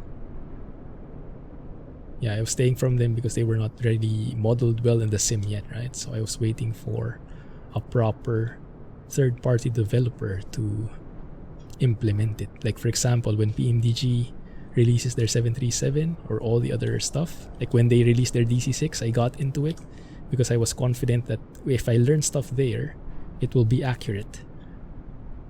As accurate as we can possibly simulate. So there I have no problems going through the manual and digging through the details.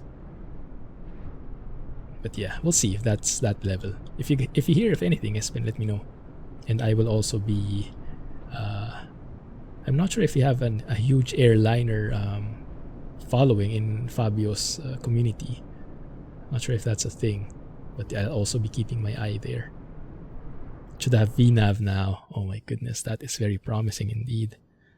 That might be time to explore. Right. Let's go and switch to the Warrior. I'll have to switch my controls. That should give us a proper low and slow flight. And look how fast we went to the main menu. Yeah, the loading time definitely improved. I like that. Awesome stuff, Jack. Thank you. Glad you had a nice flight. Thanks, Gunny and Barry, for joining the flight as well. And you can still continue flying with me as I fly around here. More than welcome, guys. But yes, thank you for joining that flight. Now we'll do it just city touring around. I have Piper profiles for all 3 peripherals.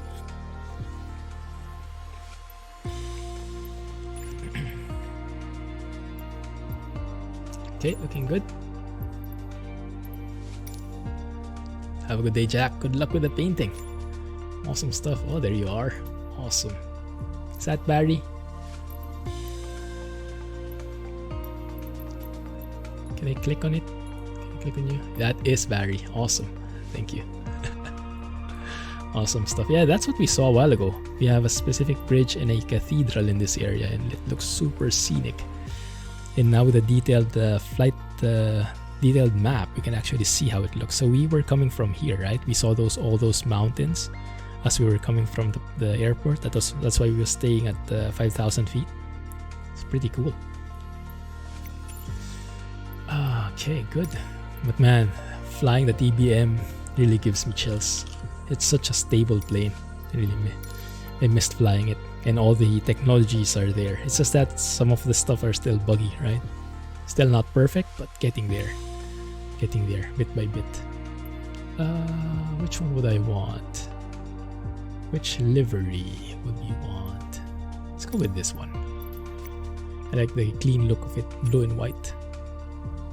Start in Tromso. Let's go spawn right next to Barry here. GA small, that's perfect. 4 AM now, okay. So we should just have some nice lights. Behind the cathedral, there is a cable car gondola up. Oh crap. You know what? I should have enabled that. I have the, what was that mod? The lifts. I had that before. I removed it because of Sim Update 5. I'm not sure if it's working with Sim Update 5. But if it's that significant, then I'm confident that that's included supposedly. I doubt we would see it here though, without the mod.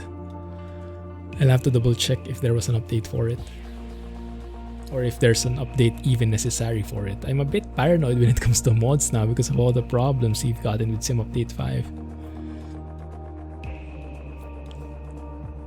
Which is kind of understandable, right? For all the complaints, the one that I totally understand, or the side effect of this update that I totally understand, is the mod incompatibility. That one is a given, especially for an update as big as this.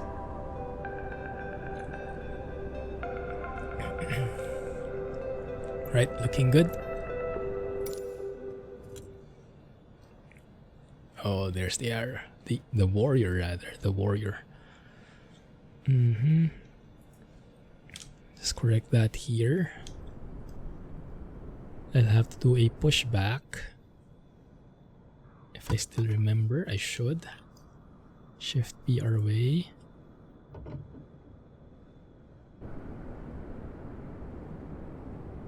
Is that broken?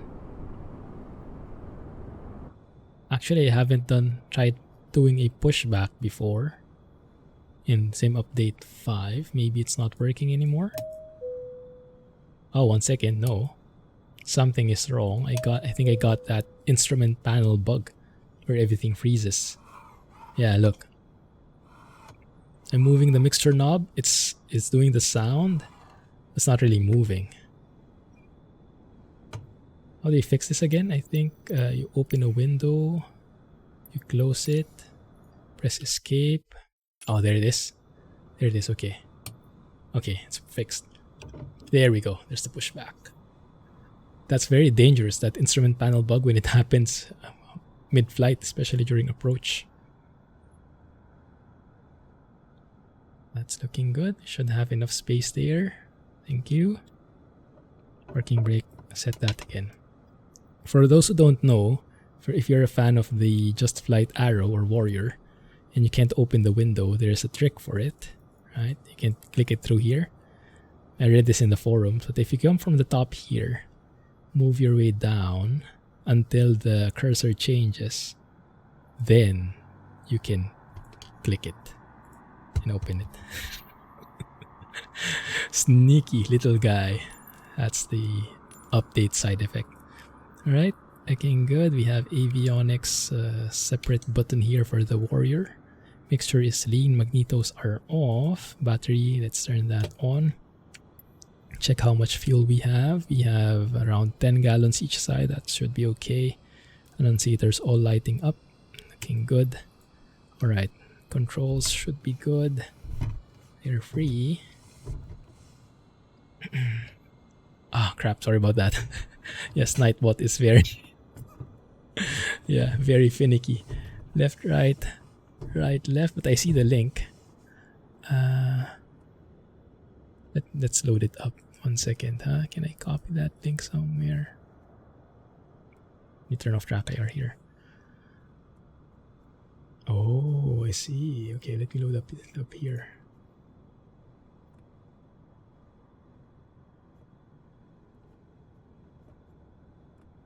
How do you read it? Vilheisen? Yeah, that's the Tromso bridge, right? The cathedral should be somewhere there. Or is that the airport side? So the cathedral is here. So the lift should be somewhere here. Is it? Cool. Cafe. Ooh, I'm getting hungry. Oh my goodness, that is amazing. That view. Wow. The white triangle shaped building, this guy. Ah, I see. That's the cathedral. What cathedral is it? Is that Christian? Very interesting shape. Fails to a cafe. I have no idea how to read that, but I guess that's close. This Christian. Very interesting. Midnight Sun. Oh my goodness. Can I go here in real life? And we had a viewer who was from here. Oh my goodness. Fjell is mountain. Ah. Fjell. Fjell, okay. So it's like fjord. Fjell. The spelling at least. Cool stuff, man. Oh my goodness. Okay, I'll try bringing back the lifts. What was that again? I have it here. 1 second. Let's load up the mods list so I can show you guys. So if you put exclamation point mods, or if you're watching this in YouTube, it's the mods list link in the video description.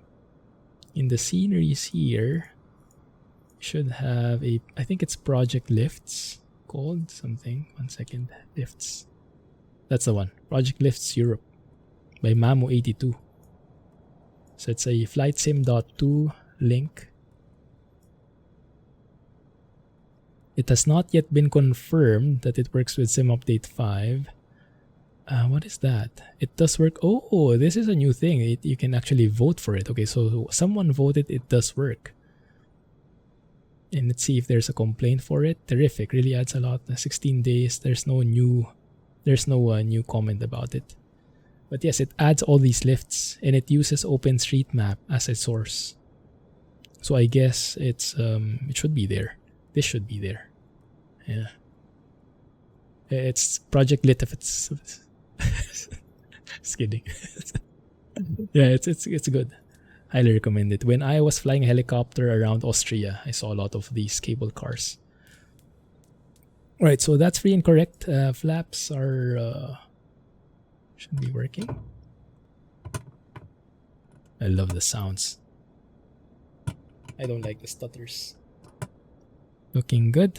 And now I have to check the trim as well, elevator trim, because I think it saves now. Before it always reset for me in the middle, I think. Or maybe I just wasn't trimming enough before. Alright, so let's have a look here. Oil is 7.7, so that looks good. We just need at least 6 quarts.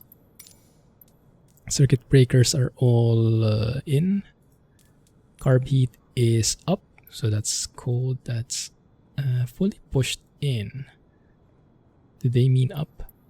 Might be a typo. Okay, let's use the left tank. Engine start. Throttle open 1/2 inch.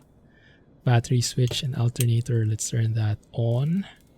Nav lights is this one. I think. Let's confirm.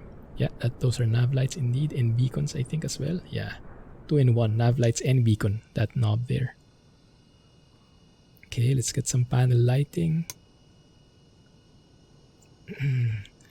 Okay, fuel pump. Let's turn that on. We hear it. Mixture full. See the fuel pressure come up. Looking good, that should be enough. Alright. Clear prop. Let's go and start this engine.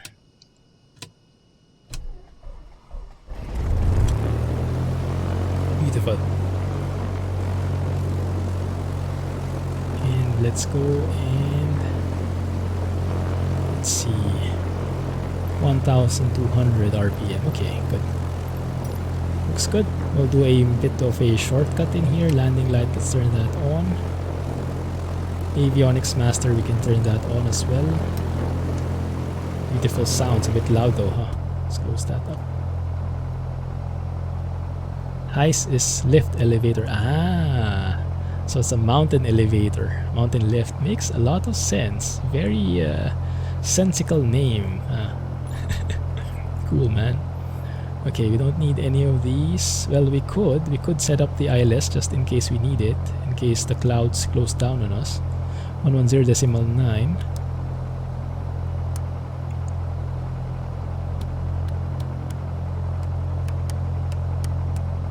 There. We capture it? Not really. Maybe, yeah, we're not really at the right angle for it. Maybe that's why. I mean, maybe altitude, we're too low. Okay, and it's I think a 003 course, right? 1, 2, 3. Okay, good. 1, 2, 3. Runway 36. Good. Altimeters. There it is. Heading. Taxi area is clear. Parking brake release. Looking good. Test is okay. Turn coordinator working. Heading working. That looks good. Ground check, we'll skip that for the sake of time. So we will now proceed to the runway, which should be somewhere here. Right, there it is. Okay, battery, alternator, strobes. Yeah, okay, let's turn that on.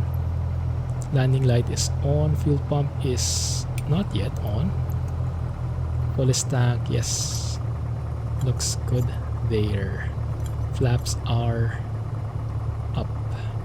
Trims are set. Okay, looking good. I like the chugging of the engine. Very different sound from the Arrow, huh? I also have the transponder set. Let's go and look for those landmarks. The bridge and the cathedral. Am I heading the right way here, guys? I should be. Yeah, southbound, okay. Winds are coming from the west, northwest. So runway 36, not the best runway, but it's the better runway. 10 degrees outside, still. Flat 10 degrees anywhere you are with this live weather bug. Let's wait for it to get fixed. Is it 110.9? It is 110.9, okay. Okay, should be okay. Got disconnected because of me? Maybe because of my warrior? Sorry about that. Alright, let's see. Clear on the right. Clear on the left. Okay, let's do this. Let's do a rolling start. I should apply left aileron, right rudder, airspeed's alive, 60 knots, pull back. There it is, crosswind takeoff, love it. Right, slowly let go of the rudder. Beautiful. Man, that sound. Let's get some more lights in here.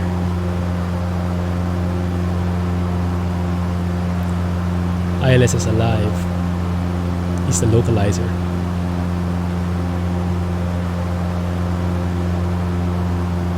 Internet connection. Ah, I see, I see. Good thing you can play there, man. So the hotel has nice internet connection. Let's go and look for that bridge. 1,000 feet should be good enough, I think. Let's go to 2300 feet here. There you go. Settle down at 1000 feet. Let's not even bother leaning the mixture, we're too low. Full mixture should be okay.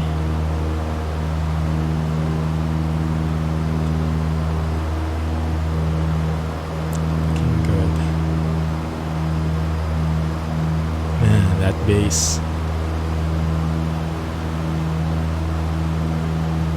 Oh, there it is.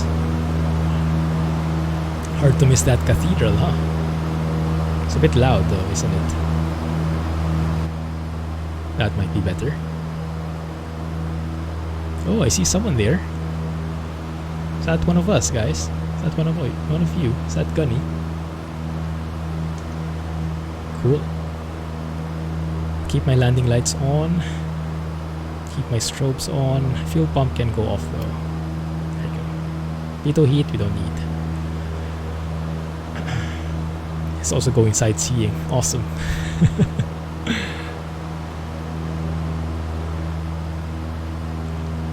Pretty cool stuff.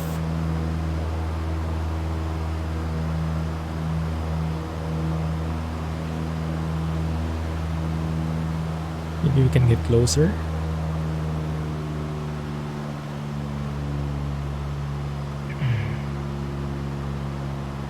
The hitbox is just 1 pixel wide.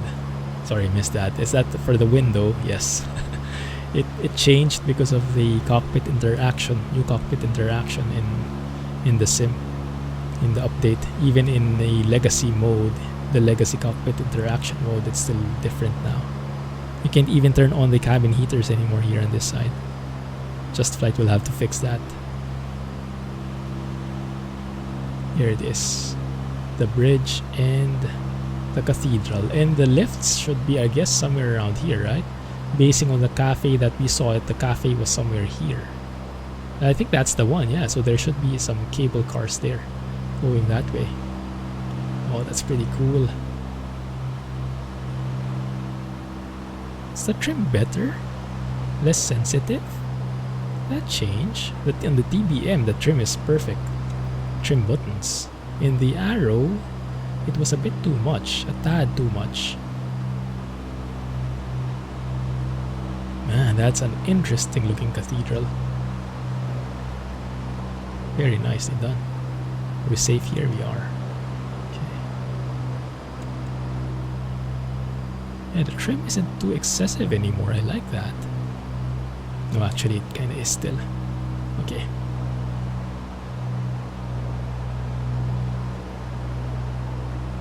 Very interesting looking bridge as well, huh? Kind of like elevates like a hill, a small hill. It's not flat.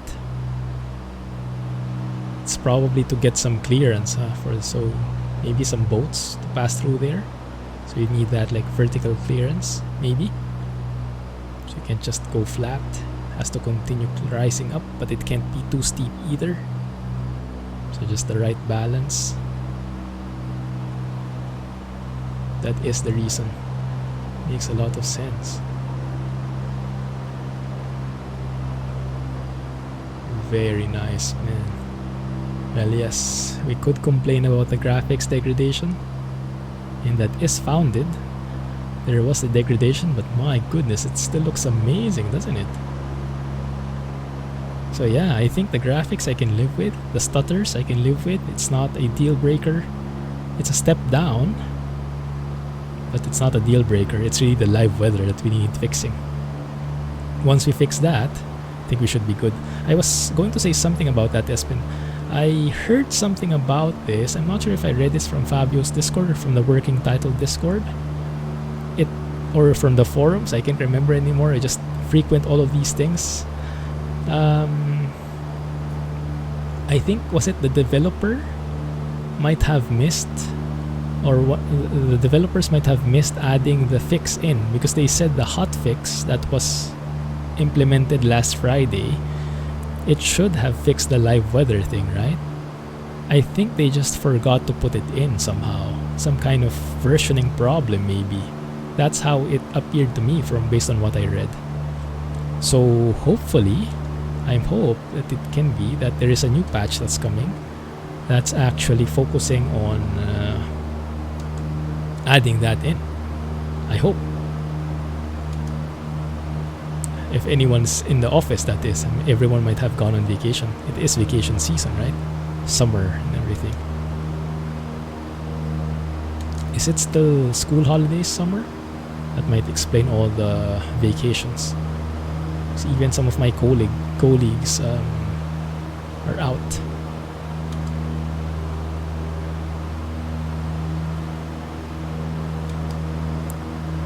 Oh, that's great to hear, Jamnik.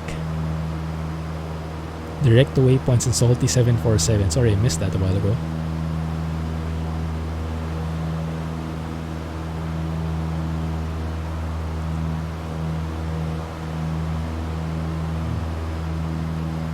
It's also going to fix the DC6 low FPS. Oh yeah, I saw that. Who was it? Someone from DC6 was confirming that they were getting great FPS before during the beta of Sim Update 5. And then in one of the releases, then the latest release, it disappeared because that fix was pulled back. But it should be coming soon. In the beta, indeed. Oh, you were in the beta. Ah, that's the one. Exactly, that's the one. Yeah, EMDG confirms that as well. So yes, hopefully that goes back. Is there a date for it, Jamnik? Has anyone communicated that finally, hotfix 2? I hope there is no need for a hotfix 3.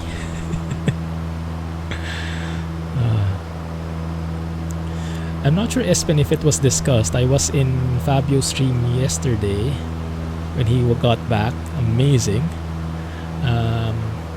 Not sure if they discussed how he fixed his CTDs. I think he was having CTDs, right? Because CTDs could have so many causes. Could be different for every person. I wonder what it was that fixed it for him. Maybe those phantom packages in the cache. Hey, Lockwood. I know, right? Yes, I consider myself one of the lucky ones. At least the sim is working. And yes, we've been streaming for almost 3 hours now. This is still the same session from the sim. It hasn't crashed yet. Let's turn left here. Ah, this is amazing view. And also the popping in. Seems like the popping in has gone. I don't notice it as much anymore. So I'm wondering what fixed it. Maybe a server... There were server problems before which was causing pop-ins. Yeah, look at that. No pop-ins. Maybe the farther trees. Yeah, maybe it's still there. Just not very obvious. But not obvious enough that I can totally ignore it. So I'm happy with that. When you're in the menu and you have an PC, have you tried deleting your cache, Lockwood? The rolling cache is one thing, but I heard there is another hidden cache somewhere. You know that generic tip to clear out your community folder? Apparently that's not enough.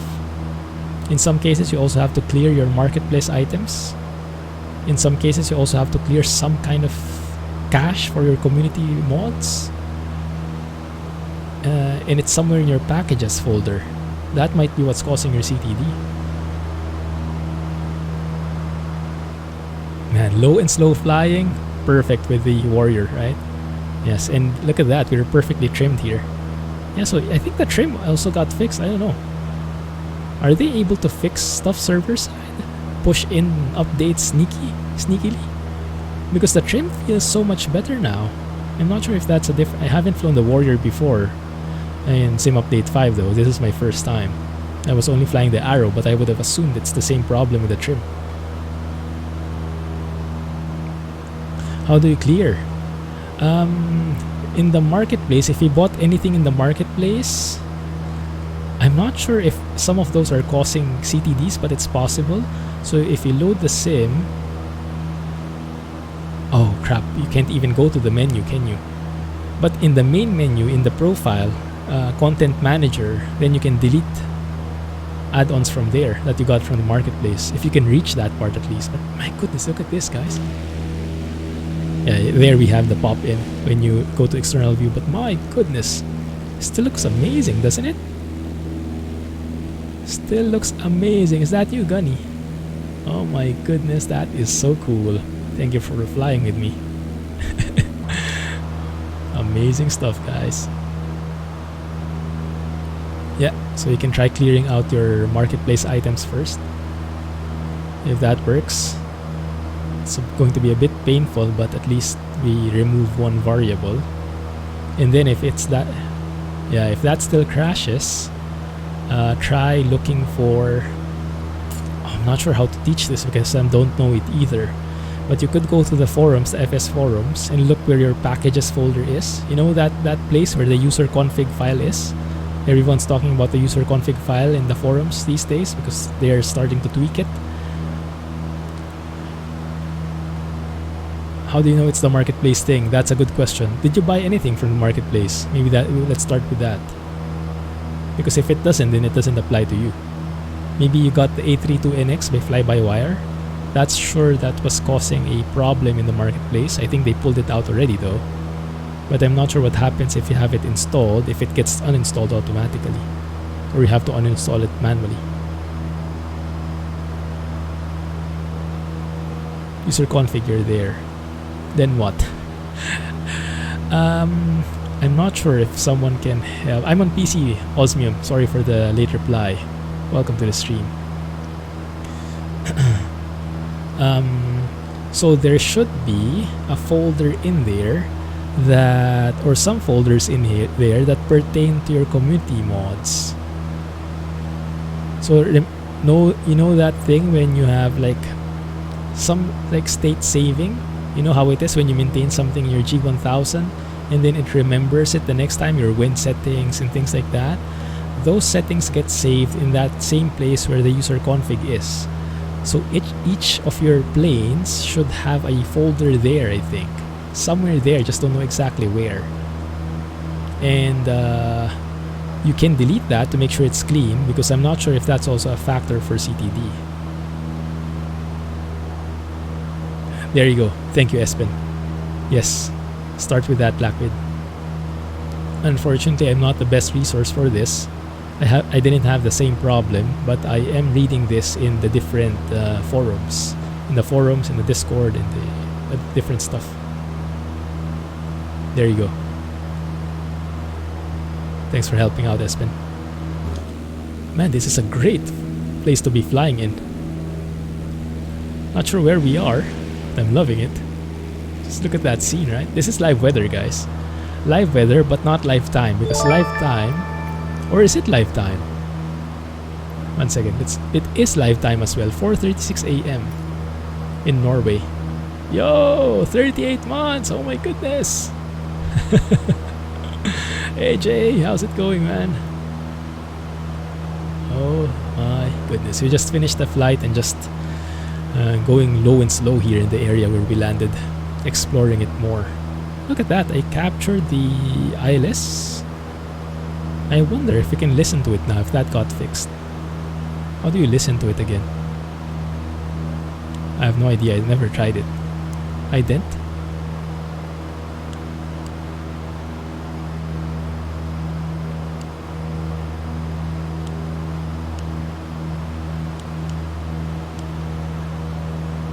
Good man, good. I'm on vacation today. From today until next Monday. Because today is my... Oh yeah, I haven't told anyone yet. Today is my second jab, guys. Later in the afternoon, I will be getting my second jab for the vaccine. So I am anticipating some side effects, so I took some days off from work. So I'm off from today until Monday, just to be on the safe side. I hope I won't need it. I hope I can use it to relax. Whoa. Whoa, cool. What plane is that? Hey, that's an amazing livery. My goodness, that looks so cool. That must be one of the default planes because I can see it. I don't have any custom tail dragger in here. Man, Is that still gunny? Can literally do loops around me. Awesome stuff, man. Thanks, Jay.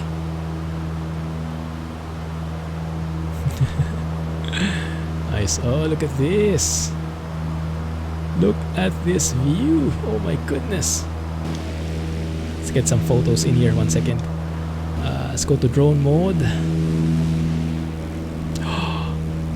Oh my goodness. Yeah, I know we can complain and everything, but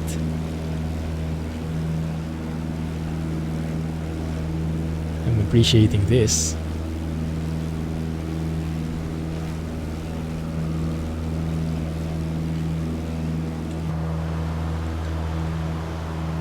Whew.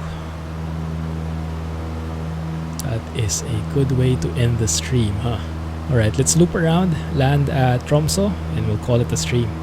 I think the airport should be somewhere here. Let me see if there's a VOR I can tune into.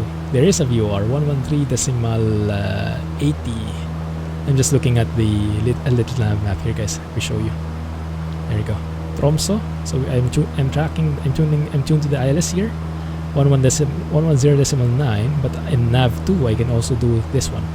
113.8. It's a high VOR, should have a high range with that H there. Should have around 130 miles range, I think, or less. 113.8. There it is, it's alive.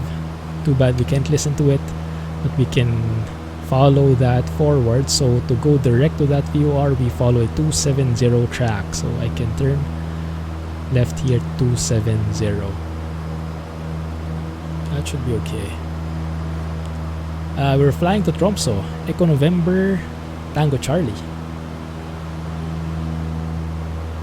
Do we have a distance on that VOR? NAV2, 14 miles away. Okay, airport is around 14 miles away. Should be quick enough. And I can get there. Might take a bit longer because the direct path is west, right there to the left. But I need to. Well, maybe I can just climb, huh? We can climb past this mountain, although we do have some low clouds there, so I might not have a chance to anyway, but we can still try. Okay, looking good, man. It's just the feel of this plane. This is the best one I've felt. It feels so sturdy, even sturdier than the TBM. I'm not sure how Just Flight made it, but yeah, this is at 0% sensitivity, no curves, no adjustments. This is linear everything. They really did a great job with this. Feels so sturdy. Terrain, pull up. We'll see, maybe we'll find a gap in there somewhere we can squeeze into. Let me see. Which course? 24250, so around here. Airport is around there, behind our left wing. Let's see if we can squeeze in here. Climb steeper. They should be able to climb around 90 knots. 87 knots would be our VY, our best rate of climb. If I'm getting my terminologies correctly. Hey, thank you for following. Hey KG, thank you for the follow, appreciate that. I think we won't have enough space though. Let's get some. We can do it. We can do it. Believe we can find this gap here. Might not be the safest, but should be close enough. If our engine fails, well, tough luck. Nah, we can do this. Yeah, 90 knots. There you go. There it is, cresting it now. 240. There's the VOR supposedly. NAV2. 13 miles from here, so that should be maybe past this mountain still. Crap, the clouds are very low though. I think I'll stay at 3,000 feet here.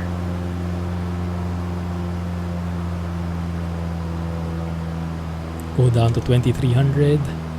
Cruise there at that range. Perfect. There you go. Let's trim it out. Yeah, we're getting into clouds here, guys. Not good. Let's go lower. What I love about this warrior is it's so simple to fly. You barely have to look at any gauges. You just listen, right? If they you just listen for the sound of the engine. As you pull back on the throttle, you hear the RPMs lower. And you just gauge, okay, that should be enough power to get me descending. That should be enough power to get me on cruise. And if you want, you can really look at the RPM there, but it's not as strict, right? It's more a feeling out the plane. Love it. Alright, let's see. VOR is that way. 250, so that way should be where the VOR is. So I guess past this hill, you should see the island. You should see Tromso in there. The modded 152. Oh, I haven't yet. Bit low on power, but it flies great. Oh, I haven't yet. Yeah, it's great to see all these planes getting modified, huh? Because the default plane is okay, but it leaves a bit to be desired, and that's not the fault of Asobo, right? They aligned that initially from the beginning that their planes will not be quote-unquote study level, right? That they will be enough. They will have enough functionality to fly properly, maybe not super accurately, but close enough. And it's these amazing community members we have that take us the rest of the way through. It's nice. How does the 152 compare with the Warrior? Are they like direct competitors? Because it does seem like they're in the same range, right? Single engine propeller, fixed pitch, fixed landing gear, different wing, high wing, low wing, but I think the speed should be the same range. So we should be headed straight for the VOR now. The trim definitely improved. It's not as dramatic anymore. Interesting. Okay. Warrior is more like the 172. Ah, might be. Yeah, because that's true. Because the 172 is also fixed pitch, fixed gear, but it's faster the 152 most likely. But yeah, the gauges in the 152 is super classic. I remember I didn't like something there though. Can't remember. One of the gauges I really didn't like in the 152 because in normal view like this you couldn't see it. Maybe that's the RPM, but then again it's the same here to the Warrior, so I guess I'm not. It's not a right complaint. But yeah, when you're doing the flight training in the sim, the included flight training missions, I think you fly 152, right? So everyone starts at the 152 if you use that. Let's double check the distance. Let's keep it in nav2 actually. Keep it in nav2. Hey, there you go. 6 miles. 6 miles should be somewhere. That might be the one. Okay, so the airport should be on that island, I think. Because the VOR is like on the northernmost tip of the island, so the airport should be somewhere there. And what we can do, how are the winds looking like? The winds should now be QNH 1009. We have variable at 3 knots, so we can actually use runway 18 here. That's perfect. Okay, let's change. 109.9. Just one frequency away. One whole number away. There it is. The ILS is alive. Both the localizer and the glide slope. Okay, perfect. And the course is... Hey bro, how are things? How's Yakuza? I saw you were playing it. 183. So let's go for 180. 123. That should be close enough. Alright. Oh. Okay, good. Start descending here. Too addicted. Where did you get it from? There's Gunny.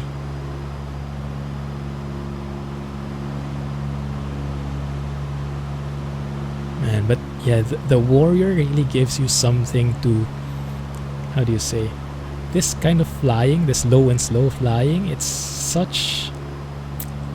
rewarding. Because oftentimes when I fly, it's like, okay, let's get on the air, let's get to our destination, and let's finish that. Oh, I forgot to start the timer for switching tanks. We haven't really flown that much, so we can afford to just switch it like so. Fuel pump to the right. Start the timer. We won't need it probably, but just to be on the safe side. Okay, looks good, looks stable. Fuel pump off. Yeah, flying with the arrow, with a low and slow plane like this, it forces you to slow down, right? Normally we are so fast-paced in our lives. I'm not sure if it's the same with you guys. Always trying to do stuff, always trying to be productive. If you need to get somewhere, point A to point B, you want to get there immediately, get on the air and do stuff. But yeah, it's very nice. When you fly the Warrior, when you fly the 152, the 172, you are forced to slow down because you can't go any faster. You're stuck there, and the only thing you can do is appreciate where you are. It's amazing. It's a great point of view. It forces you to slow down. It's kind of, is this a term? Meditative in a way, right? Very nice. Game Pass. Ah, there you go. Awesome. Is it MSFS part of Game Pass? Oi, why aren't you here? Oh yeah, you flew the TBM, right? I remember you had the screenshot. The TBM. Alright, that's looking good. Glide slope, we are on the glide slope now. You can see the indicators there, the white ones. So we can start descending here. And we are within the safe flap extension speeds. Based on that, 85 to 105 more or less.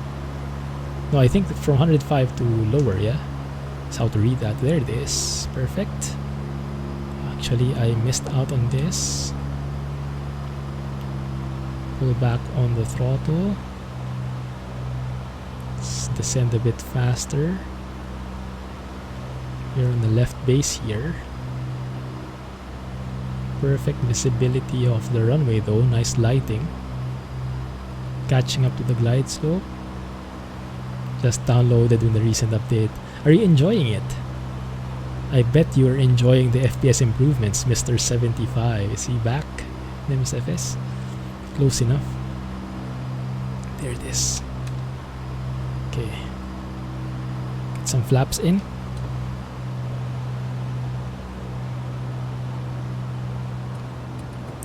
Two notches maybe.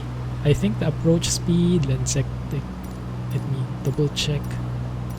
Approach landing 63 knots. Okay, I always forget for these different planes. That looks good. Too low, so let's adjust, shallow out the descent. At the same time, slow down, so that's perfect. We do have wind still coming from the right. It seems like I'm crabbing to the right here. 63 knots, still far away from that, so I can trim up to slow down my airspeed. 70 knots, getting there. Okay, good. The only thing I don't like with these Just Flight planes, these arrows and warriors, they don't give a nice sound in the landing. I never get to butter anything in the landing here. Like in the TBM a while ago, we buttered that landing. Here, even if you butter it, it still sounds oomfish. It's very harsh. Let's deep that out. There you go. Not as bad anymore. The crabbing to the right, not as bad. Okay. Ooh. It's a bit steep. The crabbing. Left rudder, right aileron. Let's land that right side first.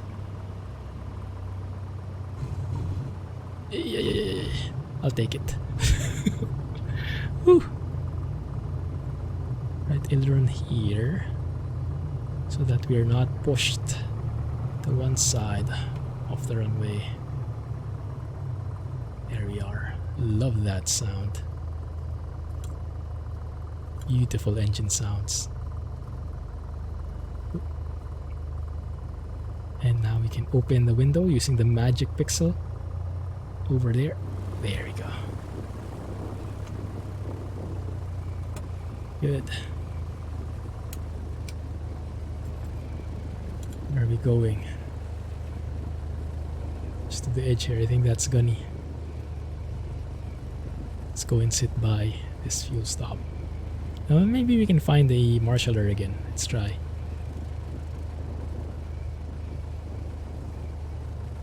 Battlefield 5. Oh! What did I hit?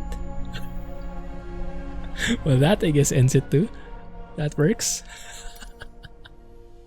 What the heck did I hit? Was there something? It's telling me to stop.